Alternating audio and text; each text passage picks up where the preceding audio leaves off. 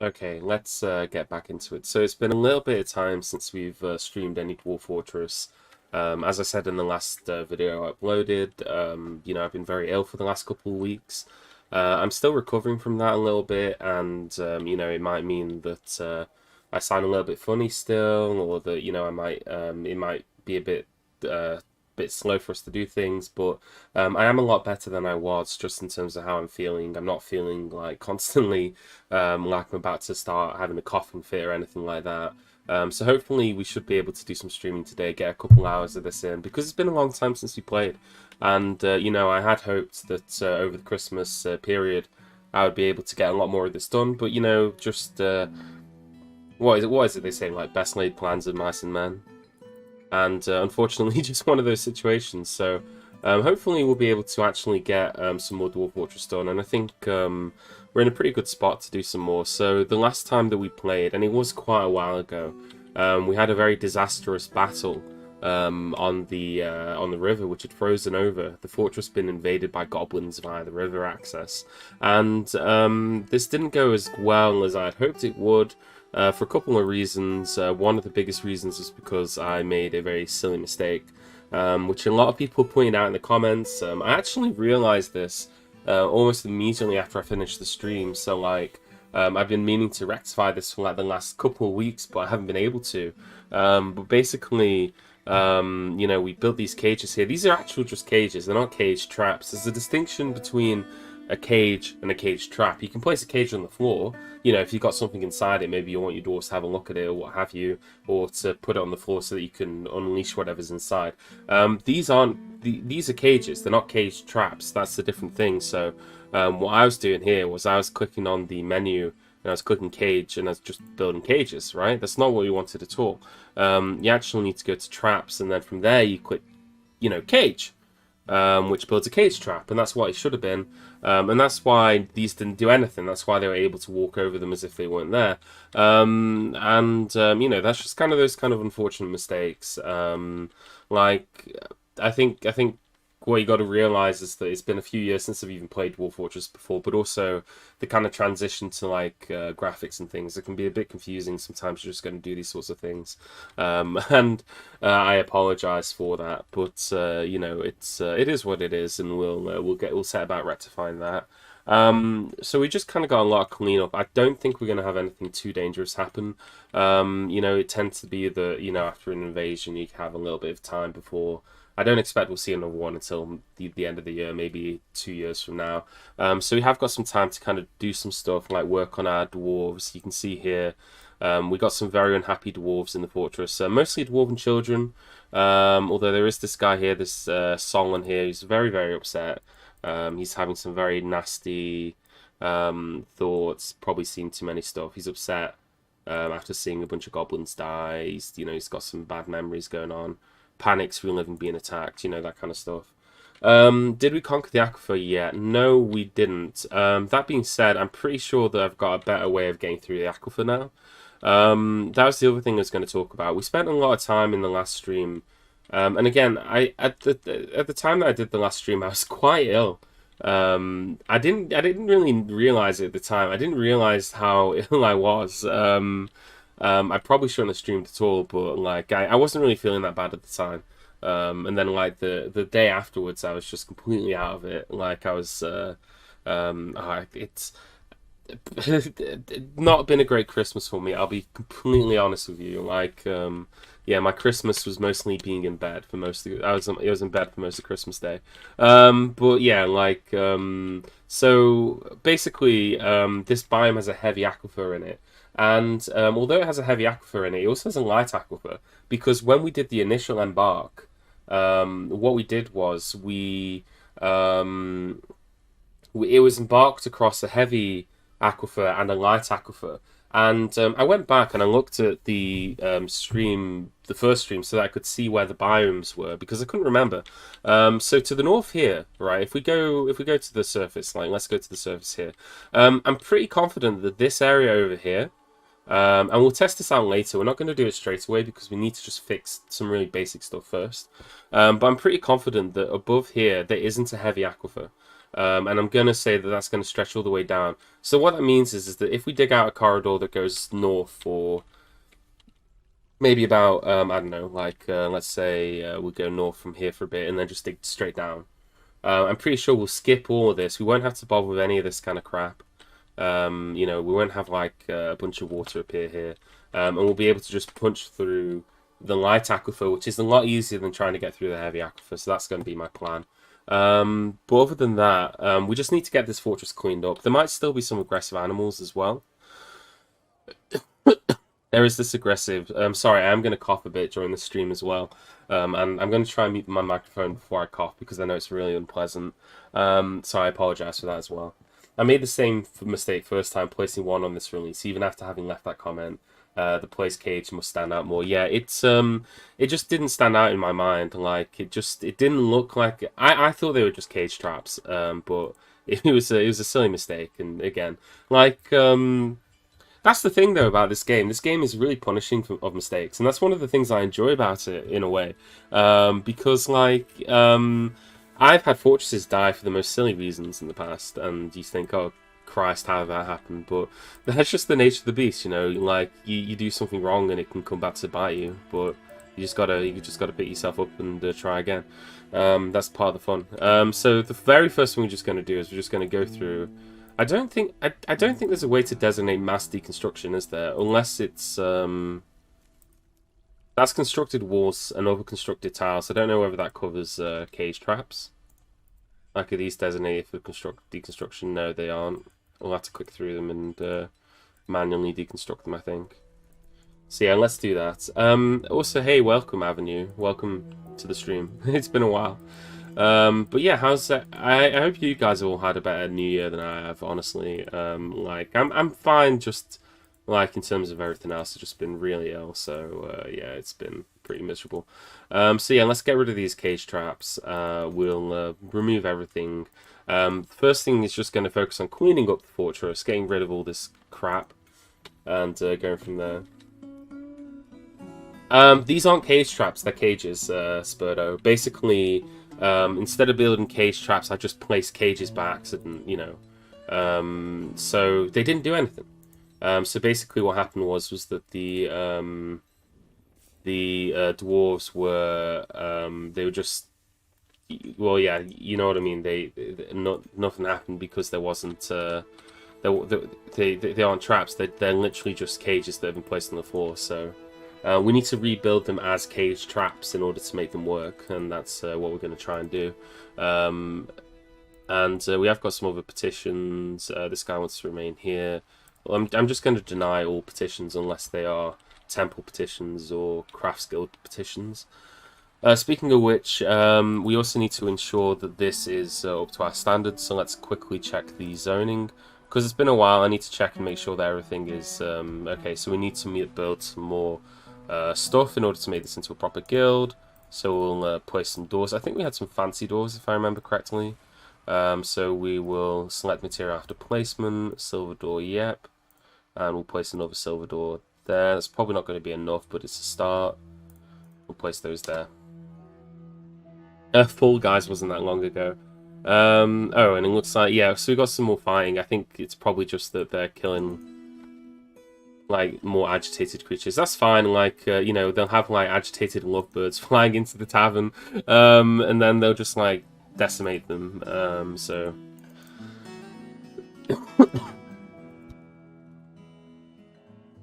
Sorry again, I really do apologize. So yeah, they, you know, that's that is what it is. There's also this giant eagle here. It's probably going to dive into our here at some point. Oh, there it is. In fact, let's just send our military to go kill it. Confirm. It's chasing this 57-year-old around. Okay. Are you one of our military? No, you're just a manager with an axe. Alright, and there you go. They murdered it on the staircase. It was actually running straight in towards where the barracks was, so that's quite good. So that's good. So hopefully we're not going to have any more combats happen hopefully we'll just... oh, we got some peregrine falconmen. We're not going to go outside. We're not going to cut anything down. We're going to try not to agitate anything. Oh, okay. It's just an alert to tell us that he's standing up.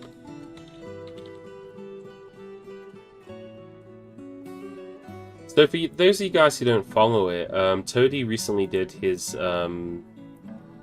most recent blog post. Every month he does like a forum thing where he goes through the future of Dwarf Fortress, what kind of things are going to happen, you know, kind of updates and things from people, so that you can kind of see like what, you know, what's kind of on the horizon. And I think one of the most interesting things was they talked about adventure mode.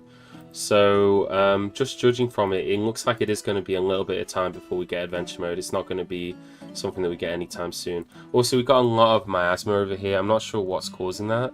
Oh, it's this guy's rotten corpse. Is this guy one of our dwarves, Lone Law?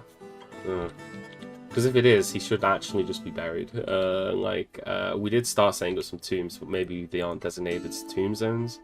No, this is...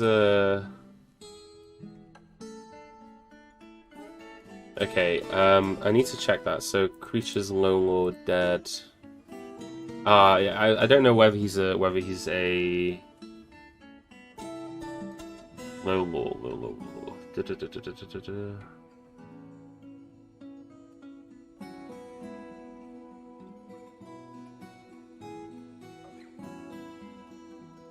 Look at all these people who've died here. This has been a terrible place. I don't see him on the list here. So basically, I remember that when the invasion happened, the invading goblins had like a dwarf with them. So I'm wondering whether this guy was like one of our citizens, or whether he was maybe that one of these invading goblins. I don't have a stockpile set up for dwarven corpses. So if it was like if this wasn't a citizen, then they would probably just leave the corpse here forever.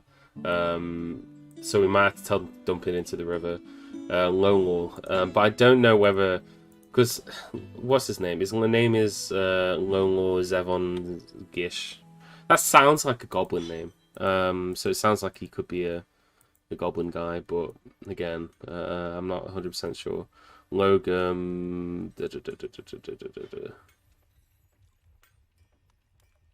During world history, people can move in between civilizations, basically. So, somebody could be a dwarf, but they could belong to a goblin civilization. So it's really not uncommon, for example, to find that when you have like an invasion from like the goblins, that you know, even a significant proportion of the invaders might actually be dwarves.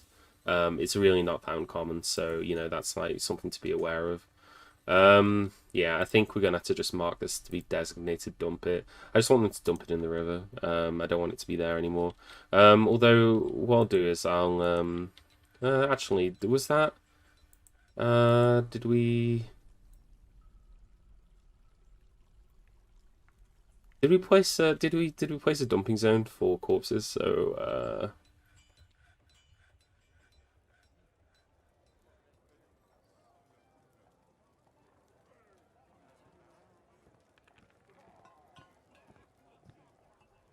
in any case, we'll set that to be dumped, and I think, yeah, somebody's gonna move it outside, and they'll, you know, we'll if we need, what we need to do is we need to engrave some memorials, I think, because there's also some corpses that are in the river. You can see here there's loads of corpses. Some of these are our dwarves, definitely.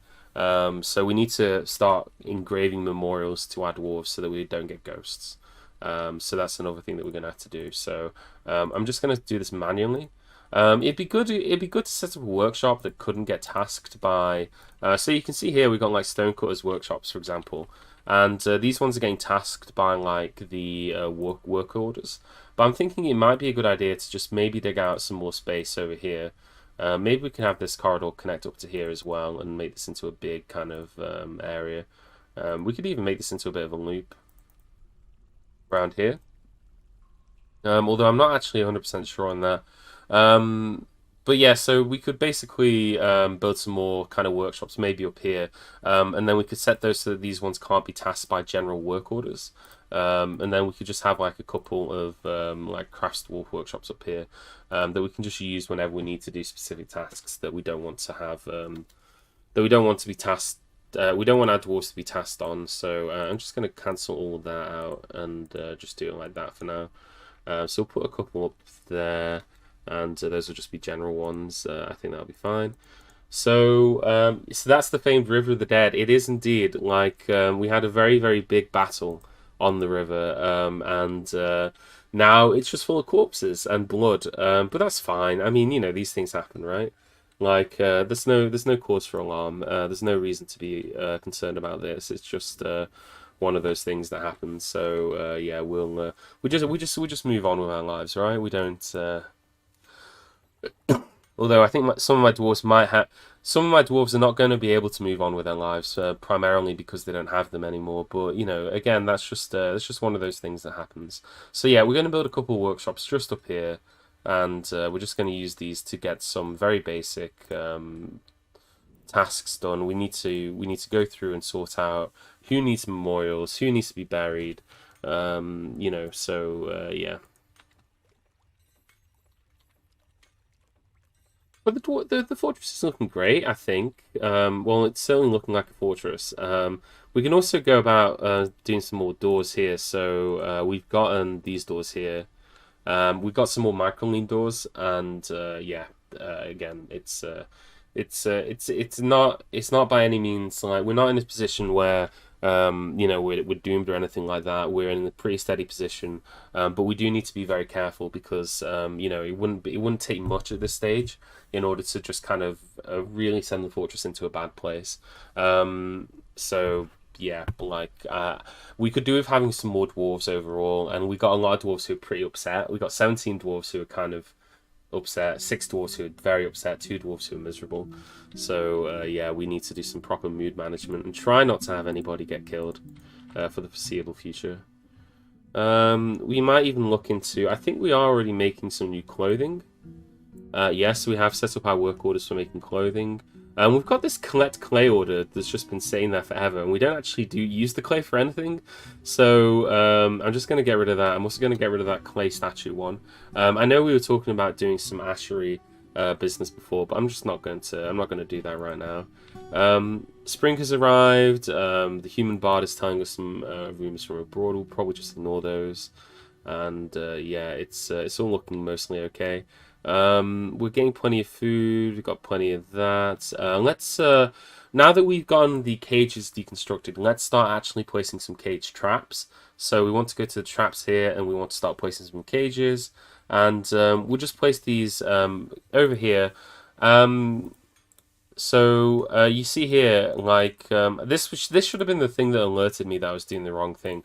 When you place a cage trap, it doesn't ask you to place a cage.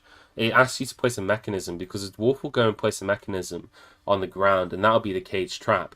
But then another dwarf will have to go and like load it up, right? They'll have to go and you know, put something in the cage trap in order to make it into an actual put a cage on the trap in order to make it into an actual trap. So that's what we should. That's what I should have noticed basically. That should have been the thing that tipped me off that it wasn't all wasn't as it seemed. So we'll place some over here. We'll place that over here, and we'll place that over here.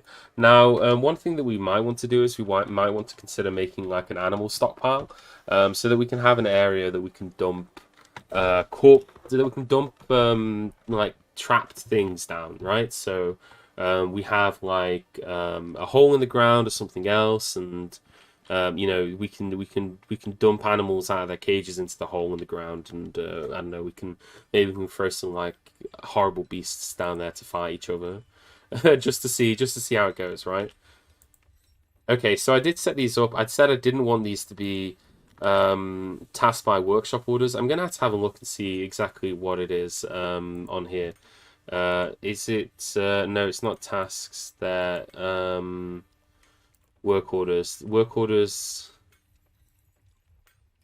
So this one will never. This one here. We told it that they can't do work orders here. So work orders will never task this workshop, which means that we can now go and look for some slabs. So I don't know if we already have any slabs. We might have some stockpiled already. So let's have a look and see. We've got a bunch of slabs, but those are built slabs. So let's go and make some slabs. And I'm just going to... so you can see here, like... we've got a whole bunch of people who aren't memorialized, who are not entombed. Some of these people are going to be like people we don't need to entomb anyway. But let's just start making some slabs. And then if we see any ghosts, we'll start placing them on the ground. So let's... in fact, what we'll do is we'll set this up.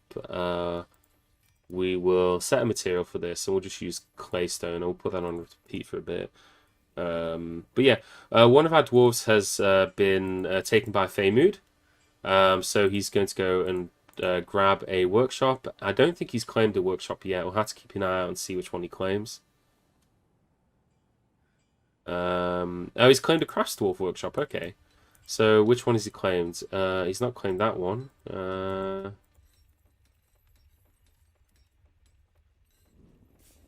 This one, okay. And he's gone and gotten some bones. The bones of Dodekusen. Has he already started building it? No, he's got iron bars. He wants bones.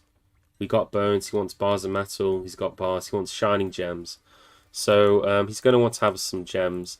Petitions, deny that. So let's go and make ourselves some gems, because we don't have any gems that are cut at the moment. And we can actually set the order so that we're cutting the highest value gems that we can.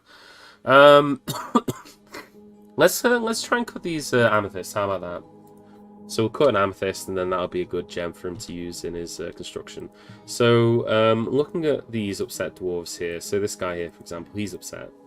Thoughts. Relations overview. Unmet need. Excitement. Wander, learn something, cause trouble, acquire our object. Oh, we don't have any featherwood logs. I think there's also a bunch of dwarves that don't have bedrooms. I think that might also be an issue. So how many bedrooms do we have at the moment? We need to do some counting. We got 10, 20... Yeah, we do not have enough bedrooms here. So let's start placing some more beds as well.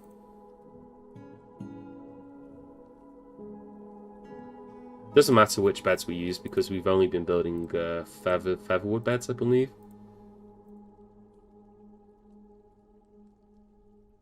So once we build those, that'll be 10, 20, 30, 40 beds, which isn't enough. We've got 46 people in this fortress. But it's still a good start. Select material, we'll use claystone for this. Oh man.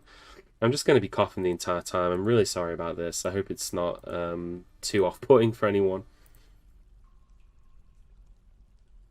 It just sticks with you for ages now. It feels like, you know, before I'd probably be over something like this by now, but it just feels like it sticks around for a long, long time. The other thing that we could do is we could start building cabinets. I think I started building cabinets. Oh, we got copper cabinets. Why did I build copper cabinets? What was the purpose of building cabinets out of copper? Maybe there's like an idea in my head about why I wanted to do cabinets out of copper, but I cannot remember what it was. Did I say that I was going to give everyone a cabinet made out of copper? I mean, that sounds like something I might say. Like maybe something I'd say is like... I think I did, actually. I think I was going to give everyone a copper cabinet. You know what? Let's do it. How about that? Let's...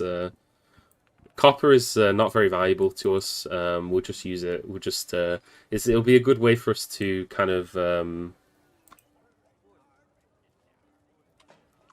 It'll be a good way for us to basically have our dwarves, you know, level up their skills at making furniture out of metal and things like that. So it doesn't seem like a bad way to do it, right?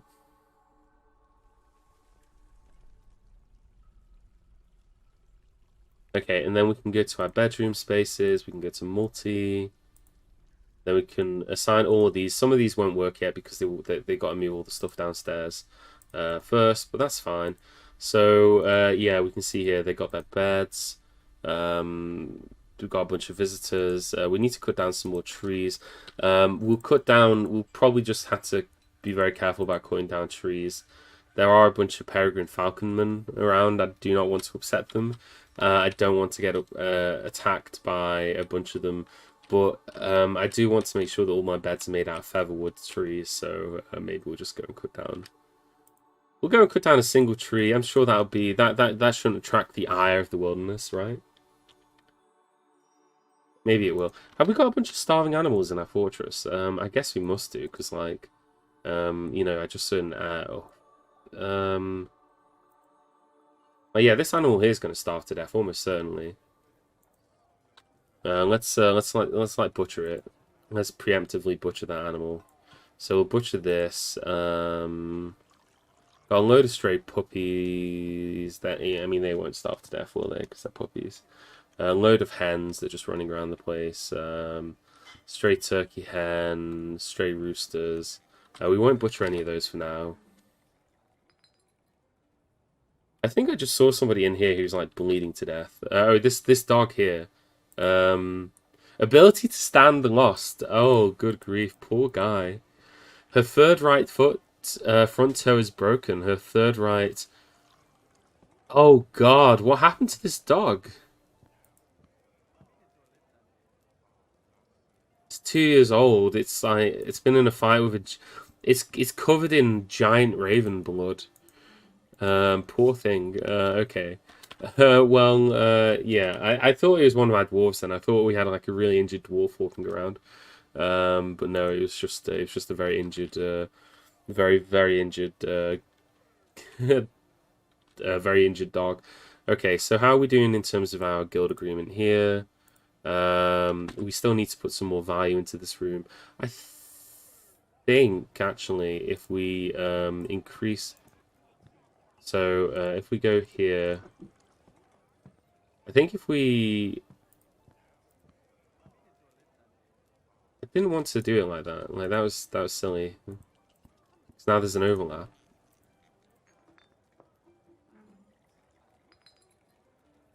Yeah. So I think if we expand the size of this No, I don't want to erase it. I want to do the opposite. Yeah, because there's basically some engravings on these walls here and here. So I think if we make it slightly bigger, then that should increase the value of the room. Although evidently not enough in order to get it to where we need it to be. Arug Strog Zulu, the Dingo Man Dancer, has arrived. Look at this guy. If this guy asks in order to stay in the fortress, I'm going to allow him. Oh God, more dead animals starving to death in our fortress. I know that there's going to be another one. So pets, livestock. So horsefowl, that'll starve to death. Let's slaughter that.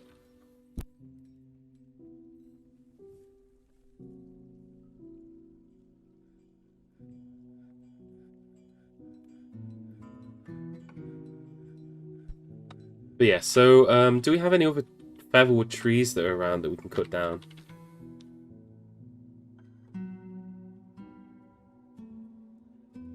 One over here. Did we cut the one down on the surface, actually? No. Why has no one gone to cut that down? Curious. Curious indeed. Let me guess. Have I told people that they're not allowed to do wood cutting? No, they are allowed to do wood cutting. I'm guessing that they're probably doing other things. Lots of storing items in barrel jobs at the moment. We've got too many jobs going on at the moment. Everyone's being tasked to make clothing, for example. Although I thought I said that only one person was allowed to do clothing, which was probably not a good idea.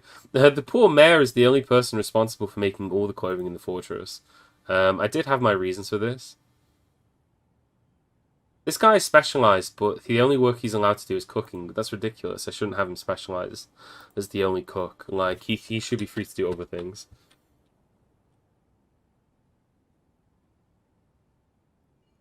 Like, you know, that is a little bit ridiculous.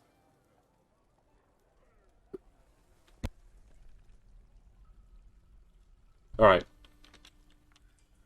Let's start digging out some more space for some more bedrooms. So, again, we want to make sure that every dwarf in the fortress has the opportunity to have a bedroom. It's like one of the most basic things that you can do in order to make your dwarves a little bit happy. Probably most of the upset dwarves in this fortress don't have bedrooms. So again, if we just do this, then we'll be able to give them the positive thoughts of having their own bedrooms.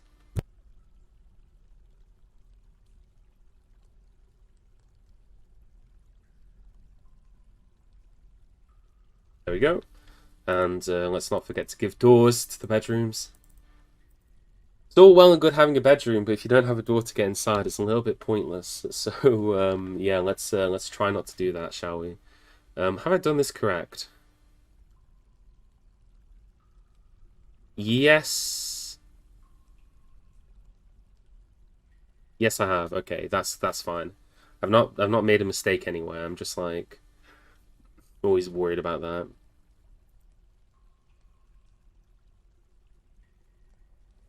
And whilst we're at it,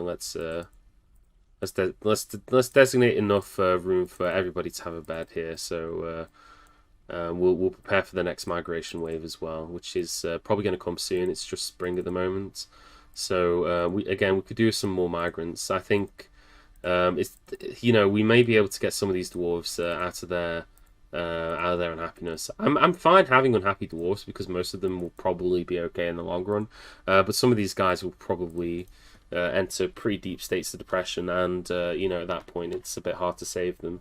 So yeah, but things like making sure they all have bedrooms, the really basic kind of things. We could maybe look at getting some more temples built. This is cause concern. So what else can we put in here? Do we have any other statues available? I know we must have statues, but do we have any good statues? So furniture, statues. Select material after placement. Oh, we do have a bunch of silver statues. We have a statue of Kogan Paddle Unite. Let's place another statue in here. That'll go a decent way to making. That'll probably be enough to finish this off, I believe.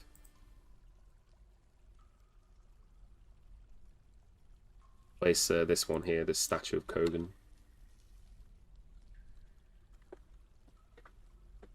Statues are an excellent way to create value, although you always be careful. And we stuck tiger iron. Okay, so they've now gone to cut down those trees and they're now bringing the wood into the fortress. That's excellent. We've struck pyrite. A dwarf is growing to become a buck rabbit. Human merchants are visiting. Got a lot of bars of different, all sorts of different metal. How many bars of let's see, charcoal. Charcoal. Not much. Coke. No coke. So, have we got an order up for coal? Smelt coal.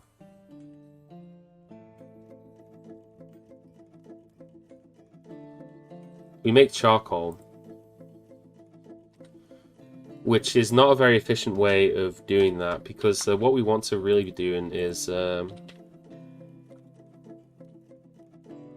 wait, did we not find any coal in this map? Stones. What kind of stones we got? Siltstone, dolomite, kaolinite, jet, lignite, hematite, siltstone, microline, jets. Ah, okay, cassiterite. Okay, so I guess we didn't find any coal then, which is interesting. Any up here, like that's just indigo, tourmalines. Lignite. Lignite is not for coal, is it? Where is it now? We go to tasks, no. Stone use. Normally I'd have to check the... Oh, lignite. Okay, yeah, lignite is available. I didn't realize that lignite was for coke. I was thinking of the other one, but yeah, we can definitely make coke from lignite. So yeah, we should do that instead of making charcoal. It's far more efficient to make lignite into make coat from lignite, and I'm just going to set it up so that we do this forever, so long as lignite is available. So long as there's lignite available, I just want you to turn it into coke. Yeah, there's. I always forget that lignite is one that you can do. If I, it's one of those ones that because it doesn't have the word coal in the name. Yeah, I'm a bit of a dummy. Yeah, no, that's a great. Thanks for pointing that out. I wouldn't have realized that. So let's see how we're doing in these bedrooms. They're digging those out there. We've spanned some thread. How many miners do we even have? We don't have many. We have 3 miners. I think, did one of our miners die? No, we have 4 miners. One of them's worshipping at the moment. So who are our most unhappy dwarves? So Solon here is unhappy. What unmet need? Craft object. Okay, so Solon here wants to craft an object. We can fix that quite easily. So what we do is we go to Solon here, and we're going to tell him that he's allowed to do things other than just being a doctor. I did assign him to be the doctor, but I told him that he was only allowed to be a doctor. But if we tell him that he's allowed to do things other than doctoring, then that'll go some way to help with that. This guy here, he wants to acquire an object and be extravagant. He does have a modest quarters. He also wants to do some martial training and to learn something.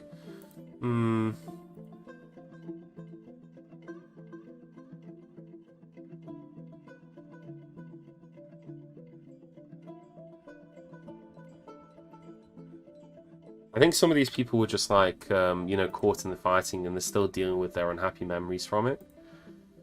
What about this guy here? Learn something, think abstractly. Okay, that makes me think that one of the things that we could do with setting up soon would be a children getting into fights with weasels, as is tradition. Oh, in fact, over here, did we capture something?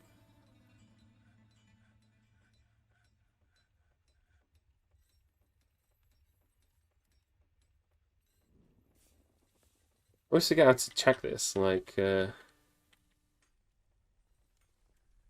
something sprung this trap, right?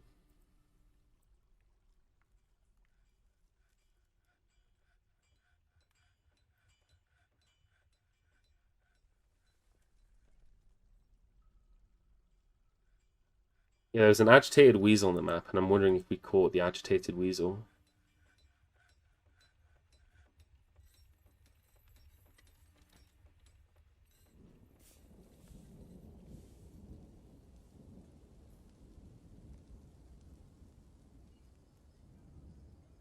Alright, let's just zoom out here. We've got loads of crafts that we've got, so that's good. We can, move those around.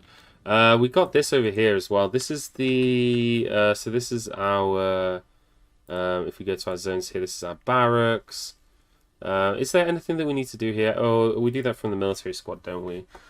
We need to sort out equipment for these guys. So we have got equipment here, but like, if we look at the details of this guy's just wearing a bunch of junk. I mean, iron is fine, but really he should be wearing steel. I don't think I've set up the production chain for steel yet. Have I? No. I mean, that's fine. We can just make iron armor for the time being. Like all these guys, they all need iron equipment. So details like he's wearing copper greaves, for example, and he's got iron chain leggings. And then this guy here, oh, I'm pressing the wrong button here. I keep pressing the wrong button. Equipment, details. Yeah, he's got leggings.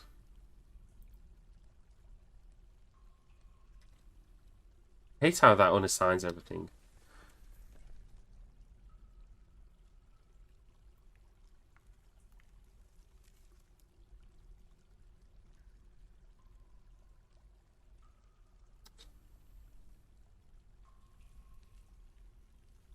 This they really need to look at how to make this a little bit less painful to use, I think.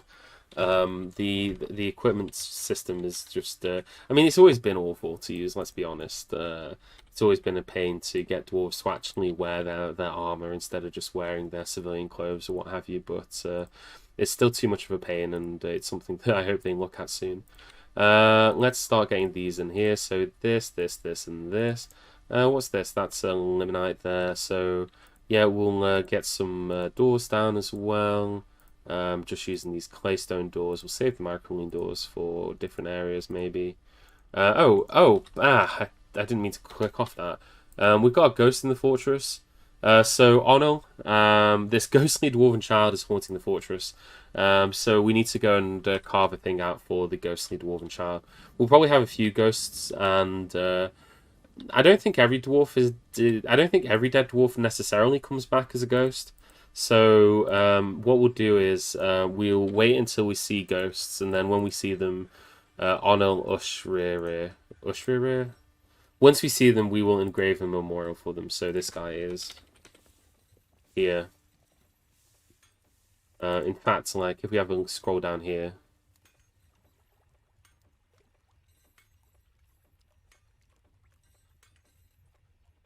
What? Wait, which lever was toppled? Ugh.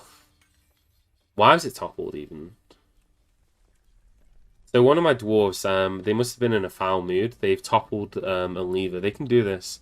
If your dwarves are upset, then they can do things like toppling levers. Yeah, so this fisher dwarf is throwing a tantrum, or they were throwing a tantrum, and so in their tantruming state, they toppled over a lever, which is really irritating because, you know, they could potentially destroy a lever, which is really important for your you know, for your fortress's defense. So you always need to be wary of that. It's a good reason to make sure the dwarves don't tantrum. That being said, it's not always as simple as saying, please do not tantrum. You know, sometimes they just do. You know, especially when they're as unhappy as these guys are. So.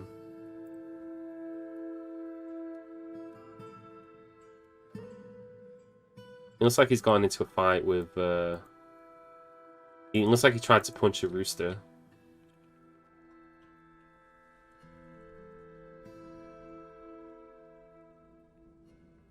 Now he's fighting a hen.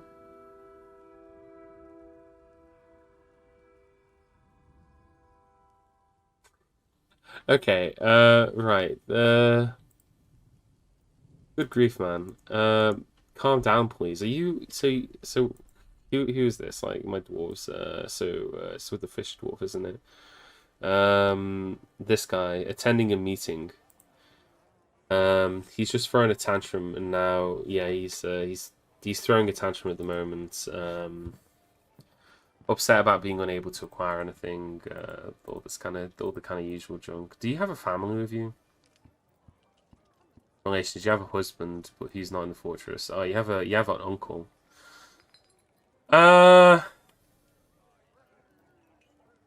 Skills. You're a fisher dwarf. We have another fisher dwarf. We don't really need two fisher dwarves.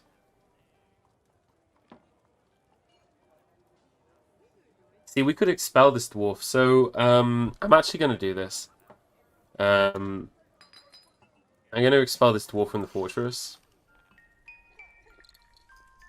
Yeah, we had one of our dwarves gave birth anyway. Yeah, this dwarf threw a tantrum and killed one of our roosters. I'm just going to expel them from the fortress. Because, you know, like, if they're going to just tantrum, then we can just get rid of them, and then that's one dwarf less that we need to worry about. So hopefully we don't have to do that a lot, but that is one solution to dealing with miserable dwarves, is just kick them out of the fortress. This is still not good enough in order to meet the requirements. Okay, so let's place another statue in here. In fact, we'll probably just have to place like all of these. We'll place we got a silver statue of a unicorn, and we'll place a silver statue here. What's this statue of? This is a statue of Kogan Paddle Unite. It's an image of Kogan, the dwarf from Dwarves in Silver. Is surrounded by dwarves. It's the appointment of the dwarf to being a chief medical dwarf. Okay. Has one of our dwarves become a hammer dwarf? That should not be happening.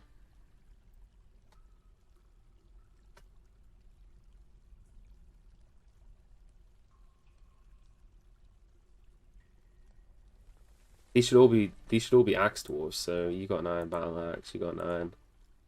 You got an iron one. Iron buckler, iron leggings, Reeves. They're all missing.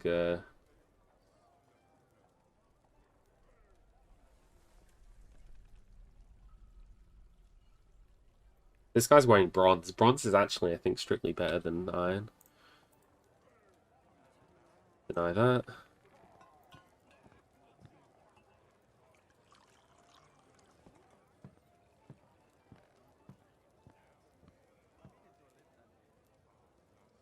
Okay, have we managed to fulfill the guild hall? Okay, there we go. So, we fulfilled the request to make this into a guild hall.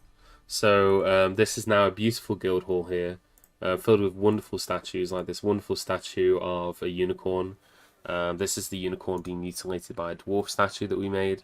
The guild hall agreement with the Guild of Boars has been satisfied.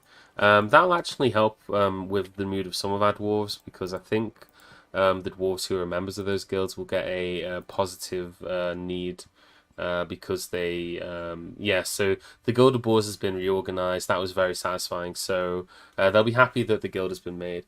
And we're also now getting some migrants as well. So we're going to get some more dwarves into the fortress, and that'll allow us to do some of the more stuff that we wanted to do. One of the things I was waiting for... Oh, we're also now a village, by the way. So we've gone up in the world. Our fortress is now slightly better than it was previously. Isn't that exciting? I think what we need is a... I think we need an animal stockpile. I'm going to plan out where I'm going to build an animal stockpile, and it's going to be...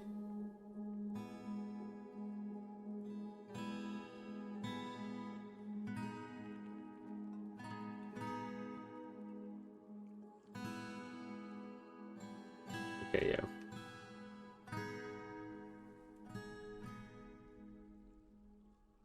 We're going to build an animal stockpile here.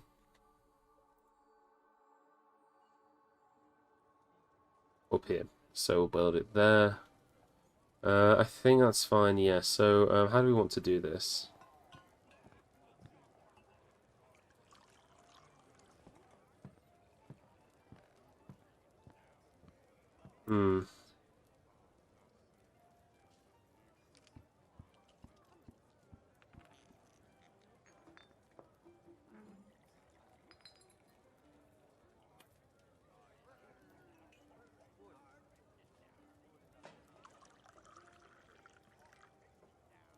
Is that right?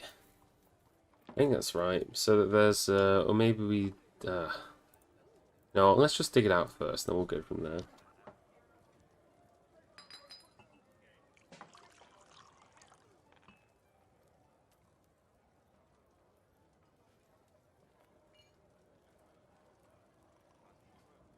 So we're going to dig that out, and then we're going to start channeling down. We're going to make a deep pit. But that'll be kind of like a future project. It's just to kind of get the first thing we just want to do is we just want to have the storage space there so that they move cages upstairs. So whenever anything ends up in a cage, I just want them to move it upstairs, basically. And, you know, they'll dig out some more stuff. They're going to dig out some more hematite and things. It's always nice to see. I'll dig this all out here.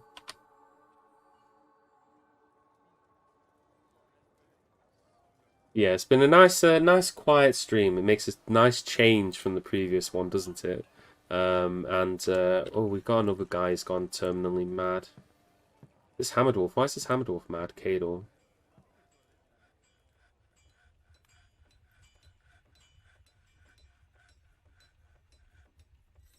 Who's Solon? Your eldest son? Oh my god.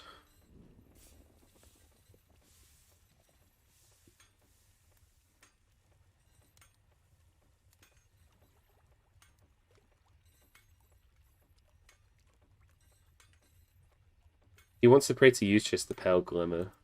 Oh, good grief, our population has risen all the way up to 78. Now, that is a lot of dwarves. Oh, and let me guess, most of them are going to end up being children. We might want to kick some of these... Okay, so we might want to kick this guy here, Kador, out of the military. And we might want to replace him with a dwarf who isn't miserable all the time. But I think we'll get started on that in a little bit. Like, good grief, though. Like, we've got 78 dwarves. Is there anybody who's really exceptional? I can see that we've got, like, a weaponsmith? What's so special about ours? He didn't feel anything after seeing. This guy's like pale skin made me thought that he was like an undead weaponsmith, and I was like really confused.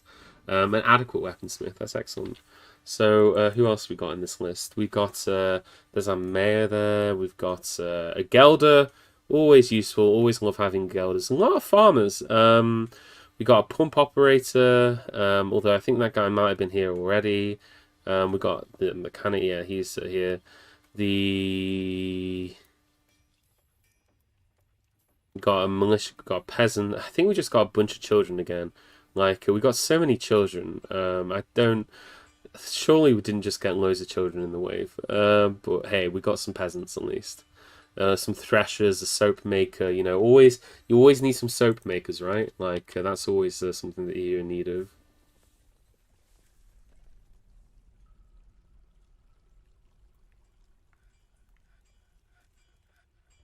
Oh, this is the ghost of the. That's the ghost of the dwarven child. Okay. I was wondering why there was like a dwarf floating there. I guess I must have carved the slab, but then I didn't place it. So let's quickly place the slab here so that we can later rest the ghost that's haunting the fortress. Gelders are good military dwarves indeed.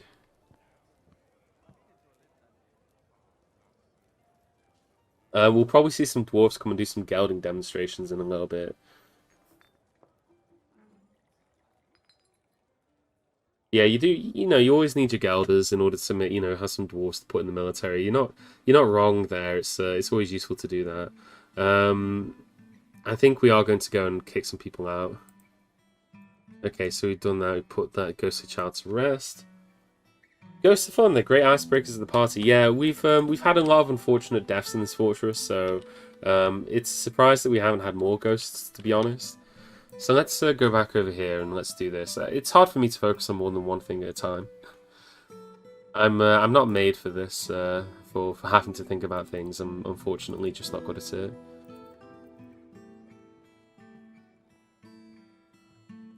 I think we'll do it like this. I don't think that this is the optimal way of doing it, but I think this is how we'll do it. So we're going to have them do that. It should mean that no matter where they place a cage, there's going to be a hole next to the cage. So the basic premise here, just to kind of explain what I'm doing here, is I want to make a pitting system. I want to make a mass pitting system so that whenever we have anyone get caged, if we need to, we can have our dwarves throw the occupant out of their cage and into a hole in the ground, where they'll hit the ground and just like smash against the floor and whatever. If they survive, they survive. The point is that they'll be in a big hole that they can't get out of. So the first step that we do is we dig out an area where we're going to make a stockpile. So we're going to go here and we're going to build a new stockpile. And this stockpile is going to be a animal stockpile, right? So we go here and we go, where is it? Food, gems, ammo, animals. Animal stockpile. And I don't know if we need to do any editing on this. Let's just go to the custom section. I don't want empty cages or empty animal traps. But other than that, just put all of these in there. So, so we don't want empty cages. We don't want empty animal traps. But any that have been filled, they can bring them up here. Now, what we can do then is, you can see here we dug this out. So let's send our dwarves down here to just dig this out.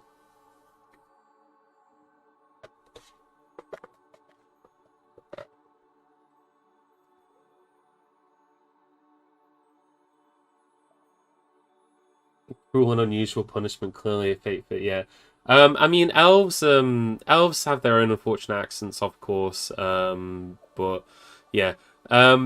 So basically, we now dig this out. These miners are going to get trapped in here because they won't be able to climb back out once they finish doing this, but that's fine, because we're just going to keep digging down anyway. So now you see here we got this stockpile up here, and then there's holes next to the stockpile. They'll lead directly into this room, which is one level down.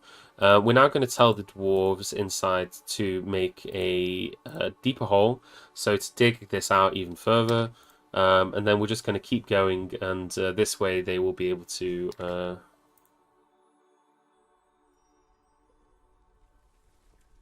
Doran here has gone berserk.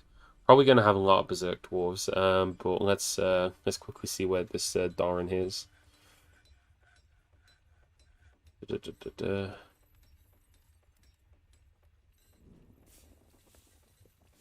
Which is Doran on the list? I don't even see him.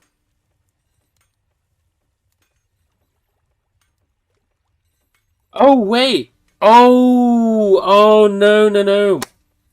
This guy was making an artifact, and I completely forgot about it. Ah, that is unfortunate. Oh man. Okay, this is yeah. Um, hey, he's gone berserk now. I think he's going to attack people.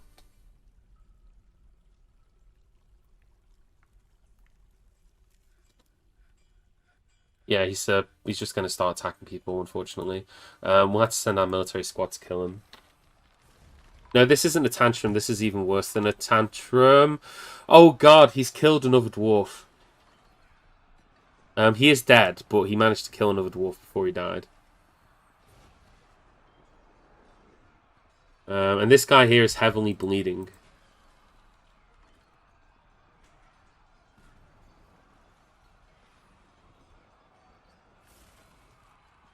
His guts is bruised. His right hand is gone. Okay.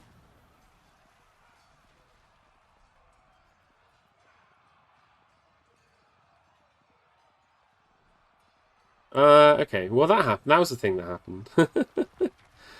Okay. This is why you have to pay attention. This is why you can't just, you know, do what I do and not pay attention to what's going on. It's not a tantrum spiral. He didn't tantrum because he had a bad mood. He tantrum because he failed a strange mood. You know. So hopefully it's not going to cause a tantrum spiral, but we'll see.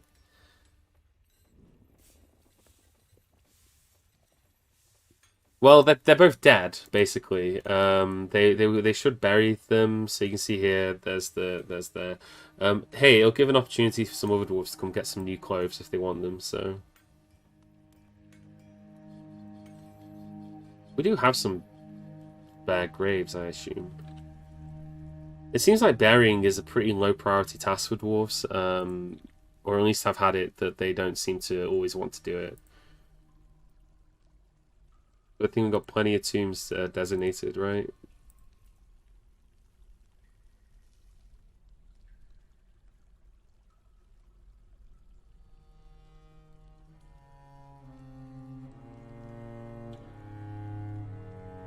This dwarf is buried here, but his corpse isn't in his coffin, which makes me think that his corpse is in the river, and they can't reach his corpse, so they've just put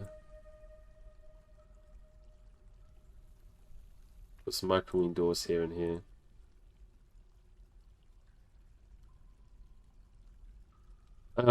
Well, at least we're prepared. We've got plenty of tombs available for for the dwarves.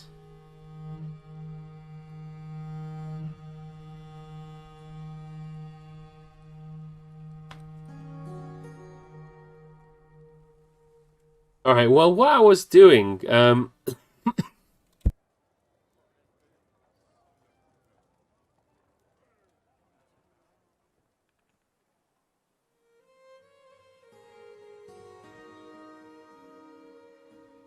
what I was doing, sorry, I just had a bit of a coughing fit there. Was we were making this pit, weren't we? So now I'm just going to tell them to remove the ramps. It's important that they remove the ramps whilst they do this because I don't want anything to be able to climb up and out, right? I don't want anything to be able to climb up and get out of the pit. So, although, how's this guy on? Dennis, is there something you want to tell me?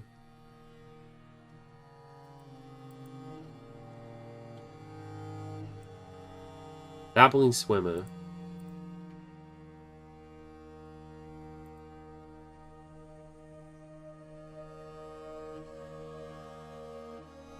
What is it with Dennis? Why is he just hanging here? He's just like floating. He's not standing on anything. There's no. I don't think there's. At least I don't think that. Yeah, there's no floor beneath him. He's just standing. Okay, well. hanging on to dear life. I actually just want them to dig down further. Like, I just want them to keep digging down. Eventually, I will let them out. I'm not going to leave them trapped in here, right? But for the time being, I want them to keep digging down.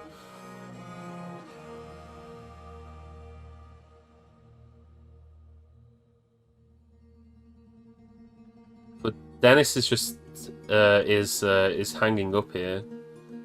I'm not sure if he's going to fall down. Like at some point. No, he is just gonna.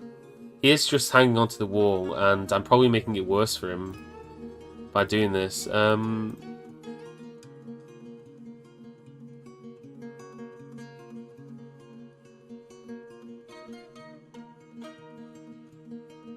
Okay.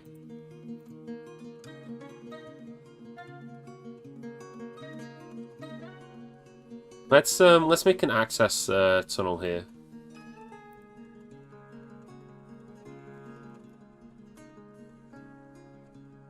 We can always make the pit deeper than this. But maybe once Dennis notices that there's a... Oh! Okay, he climbed down. Okay, we got Dennis to climb down, everybody. Yeah, he was climbing. He must have been climbing. Dwarves are capable of it. It's just they'll very rarely do it. You know, it's like it's not something that they'll do. Like it's a skill that they need to learn. That's why I was looking to see whether he'd gained any points in climbing, because it's a skill, right? Like I don't know if I guess it must come under here. I didn't see it, which is why I don't know whether he was climbing or whether it was something else. But you can see like there is a climbing skill. Some animals and some creatures have innate climbing skill as well. And this is actually why we want to make sure that nothing can climb up out of the pit. And that's why we don't build any holes on the edge so that they can't climb up and out, you know, through the holes that we're doing. But that's, you know, that's kind of that, right? Anyway, we are going to keep digging down, just, you know, like one layer at a time. So hopefully one of them will come here. Dennis has fallen asleep. I don't know if like hanging up where he was hanging was too much for him, but he's fallen asleep over here.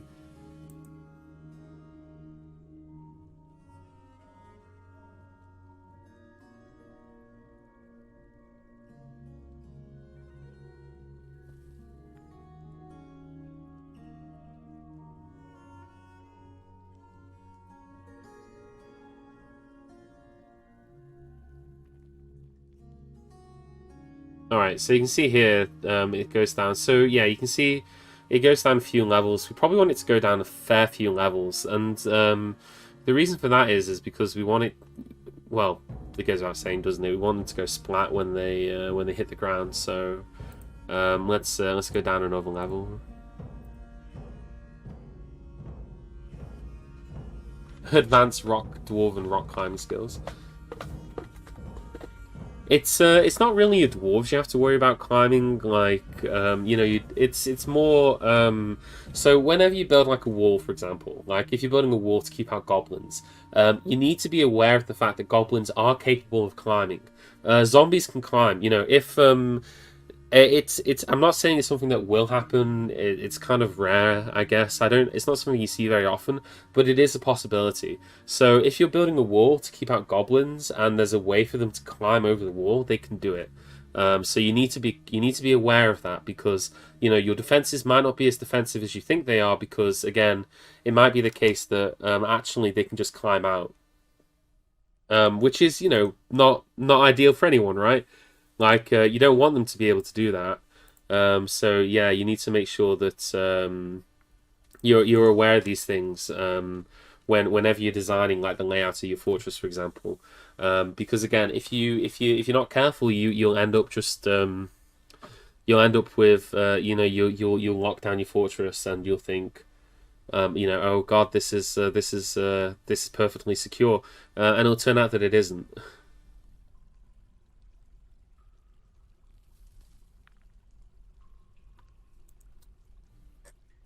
It's always fun to have something climb out of your wells. Yeah, that's another common one. You know, stuff climbing out of your wells. The other thing too, it related to climbing, I would say, you should also always be aware of the possibility that stuff is going to fly out of your fortress and into your fortress. See here, so like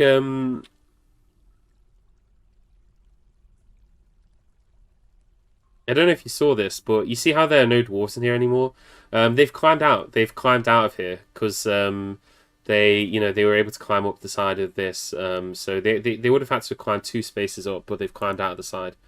So again, we'll have to, and they won't climb down here now. Like they're not going to try it again, which is irritating. We can make this the bottom floor, I guess.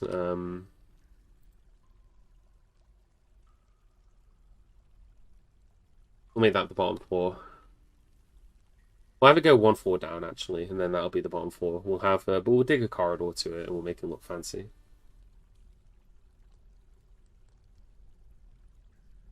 Erythermus curling shield slug is missing from its proper place.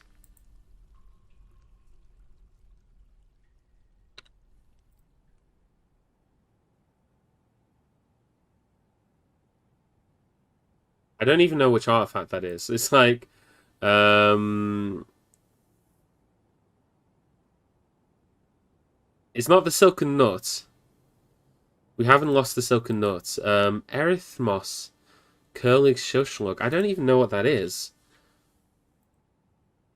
We went to war with goblins over an artifact, but that wasn't the artifact. So object, named objects, symbols, artifacts.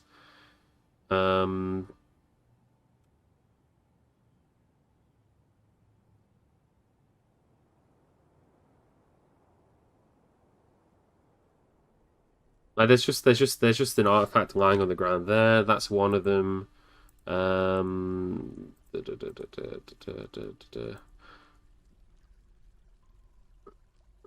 Neither of these are gone. You know, the silken whatever it is over here.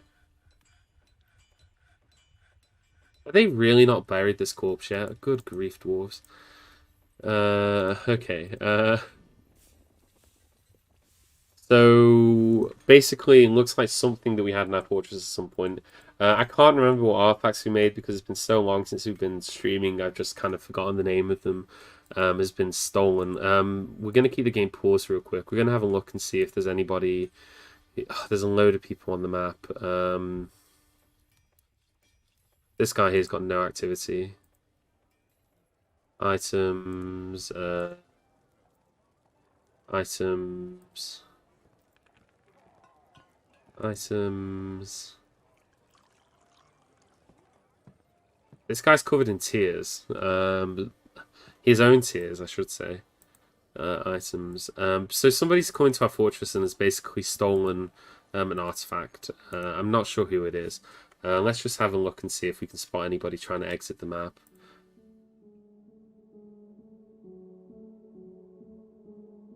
I don't know what it was that they stole or who stole it, but somebody did. We might be able to use our justice system in order to figure out who did it. We don't actually have a hammerer or a captain of the guard or a sheriff. I think we need a captain of the guard. Yeah, captain of the guard. Oh, we've also got a mayor. We don't have a proper room for the mayor either. He wants a clear glass statue in dining room. Oh god, this mayor sucks. She's going to start making mandates for things. Right, we'll sort that out in a second. So, Captain of the Guard. Nobody has any relevant skills. Dungeon Master. It's sheriff. Yeah, it's sheriff, and then the sheriff becomes the Captain of the Guard. Snatchers? No. So it wouldn't have been a snatcher. It could have been a snatcher, I suppose. It could have been like a goblin snatcher, maybe, like it wandered onto the map. I think there was an artifact sword. So I think what happened is that at some point,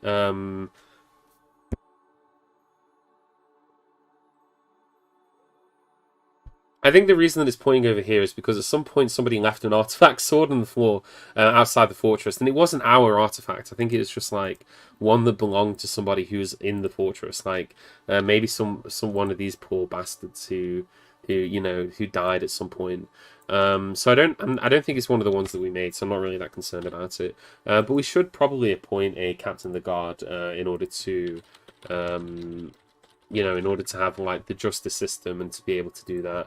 It'd also be good if we are going to get tantruming dwarves, we could make a dungeon. We could build some, do that. That'd probably be worthwhile. So yeah, let's just pick somebody to be the captain of the guard. So you can see here we've got some the justice screen here. We got the cold cases, intelligence. There's no intelligence information yet. We need to build some chains in a dungeon. So let's go to our noble screen. Let's appoint a captain of the guard. And the captain of the guard, we'll just pick somebody at random. Nobody in this fortress has any particular skills. So why don't we pick this peasant here? So Sarvesh Nishmarong, the peasant, can become our captain of the guard, and we'll need to build them the proper rooms that they want. But we'll do that after we've finished building this hole in the ground, which was the main project that we were working on today. So yeah, you can see that. Well, they're digging that out. So once they've done that, we'll need to build them a proper bedroom and everything else. I quite like to build proper bedrooms near to like the normal ones. So we could do it on this level here. So what we'll do is we'll dig down here, and then over here we're going to have our fancier bedrooms. So we're going to need to have a room for our.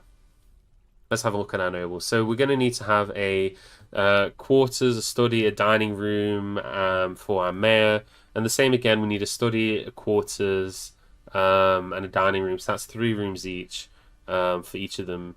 So we'll do that. We'll designate like some bigger rooms over here for them.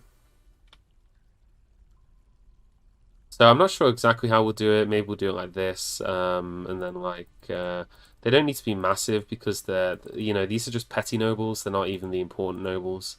Well, actually, saying that, they're probably more useful than most nobles in this game. Let's be honest, most nobles are not particularly useful at all.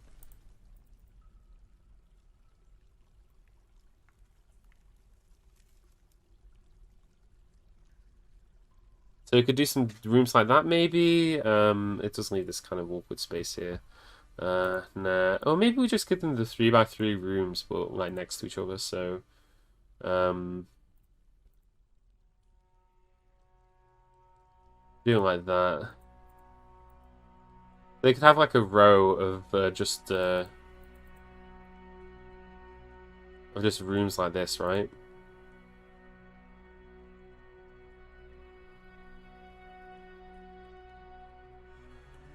This is the kind of stuff where it's important for me to do this, but it's not, like you can get away with most anything really. It's not, your dwarves aren't going to care particularly, just so long as you meet their arbitrary requirements. Like it's important for me because I want my fortress to look at least somewhat nice. I don't think this is the nicest fortress I've ever made. I'll be honest. I've made some prettier fortresses than this. In the older versions of Dwarf Fortress. Oh, that's why that looks weird. So there, like that.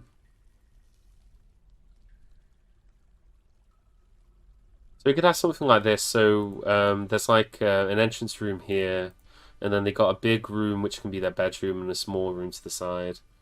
Although I don't like how like uneven that is. Is that better? That's 1, 2, 1, 2, 3, 4, 5, 6. 1, 2, 3, 4, 5, 6. Yeah, that is much better. That looks so much better. So let's do it like that. So what is it? So from here like that.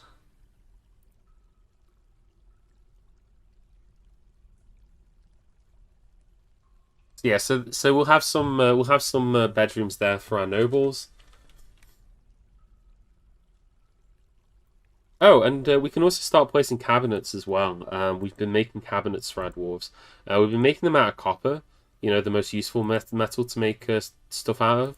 I was making them out of copper because I was just trying to train my dwarves into being better at making things out of metal. Really daft reason, but I feel like if they make like just cabinets out of copper, then eventually they'll get better at making stuff.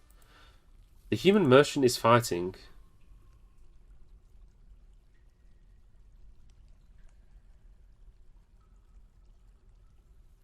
Oh, okay. Every so often, humans and merchants and other visitors to the fortress just like to go down the into the water. I have no idea why this keeps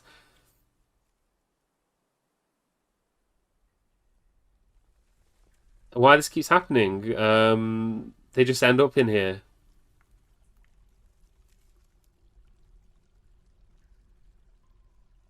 In fact, I think she's trying to climb out of the water. I think she's trying to climb up the side.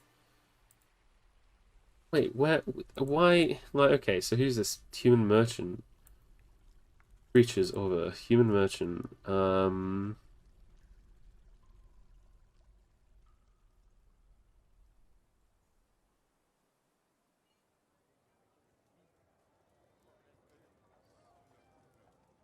Oh, they're trying to climb up the waterfall. But now she's decided that she's not going to do that. Oh no, she's climbing back up again. She made it out. Skills. You must be a decent swimmer. Dabbling swimmer. Oh, how did you survive that? Okay, so they left. Maybe they see something in there. I've never seen like any dwarf voluntarily get into water to get something out, or like anyone else for that matter. So, like, I don't think that's likely either. To be honest, I'm not sure exactly, you know, why they decided to do that.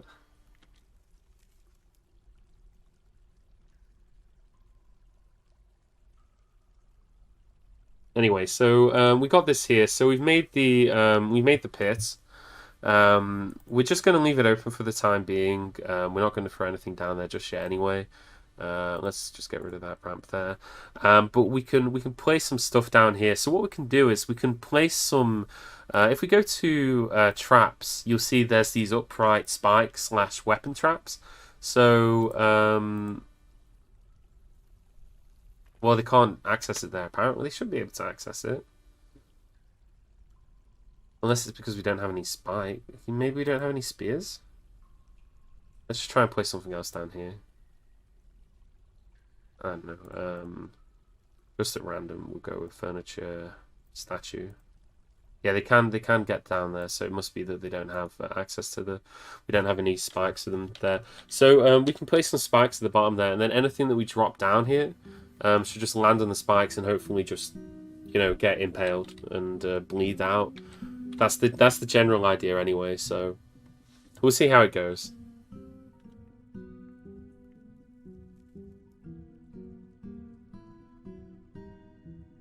And look at this, they've now all got beautiful copper cabinets, which should increase the material value of their these guys' bedrooms a little bit. Well, they've got modest quarters. Overview. Sleeping in a very good bedroom.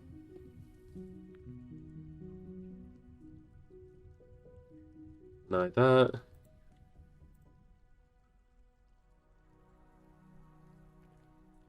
Let's get some more beds in. Because again, we've got far more dwarves than we have beds, as always, so it's basically tradition. And then let's also get some doors in as well.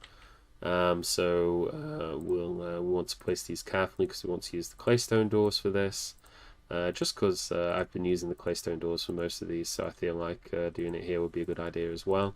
And we've always got loads of claystone available to us, so you know, there's not any real concerns about using too much claystone. Up. I'll place one there as well. So yeah, we've got those bedrooms here, and we can zone these as bedrooms too. So we'll just multi-paint all of those there. Just multi-paint all of those ones there as well.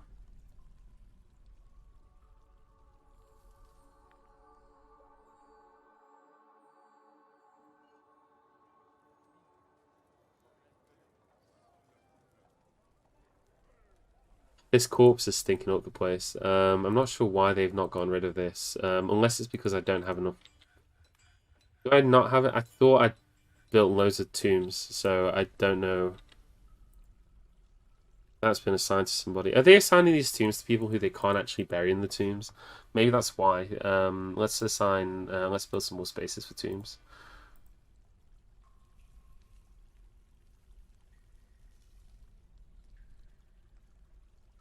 Hey, Bralex, welcome.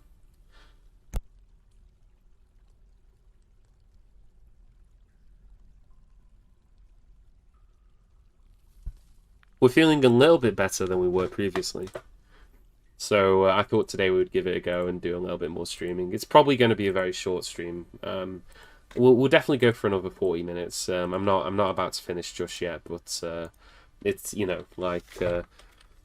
we'll see how it goes. It's kind of the repair stream, I guess, is the way I think of it. Because we're trying to fix some of the disastrous things that happened in the previous fortress. Previous stream. Speaking of which, one of the things that we talked about was the Aquifer.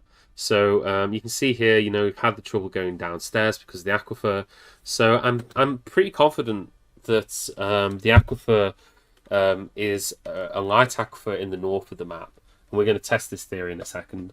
Now that we've got an unloadable dwarves, we're going to have plenty of people who are available to do general tasks, such as engraving and, more importantly, smoothing stone. So we're going to set them on the task to go and smooth a bunch of stone, because that's what we need to do in order to get through the Aquifer. So yeah, we'll do that. We'll build. We'll see if we can get downstairs, and if we can, that'll be excellent. We just need this to finish saving the data here. So yeah, we'll build a corridor going north. I don't know how far north they need to go. I'm going to exercise caution. We're going to go, discretion is the better part of valor. So we'll build to the north, and then that'll be good there.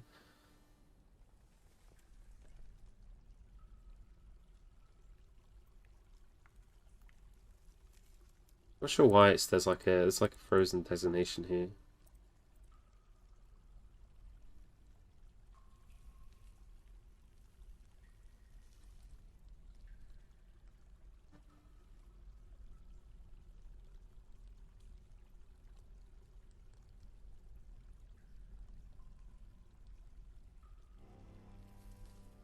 Okay, so siege has arrived.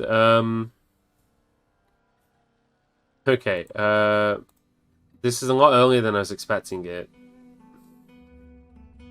I'm going to accept that offer to parley, because it'll give us a little bit of time to work out exactly who's here and how many people are here.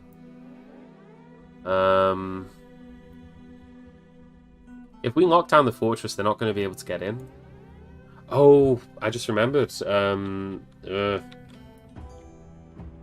We didn't replace this lever, did we? No, we didn't. That is something that we need to do very, very, very, very, very quickly. That's linked to this bridge here, so we can close that bridge, but we don't have a way of closing the upstairs bridge. I think what we'll do is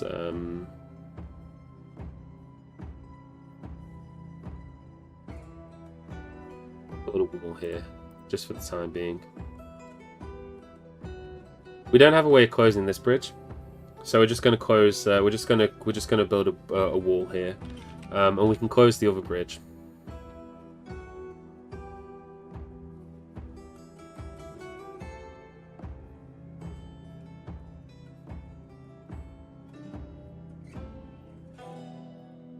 But still, how many of them have arrived on the map? Oh, that's a lot more than there were last time. So there's 1, 2. The Goblin Lord Consort. What? Oh, they're really close to the side of the fortress as well.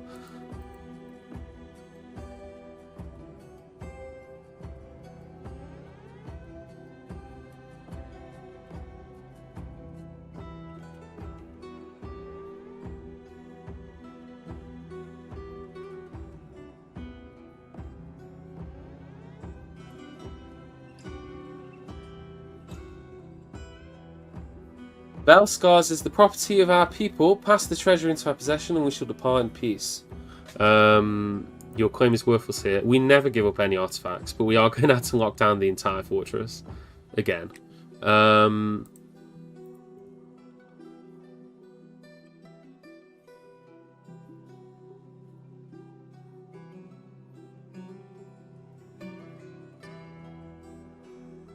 Unfortunately, some children are going to be stuck outside. And oh, the mayor is outside. Okay, well,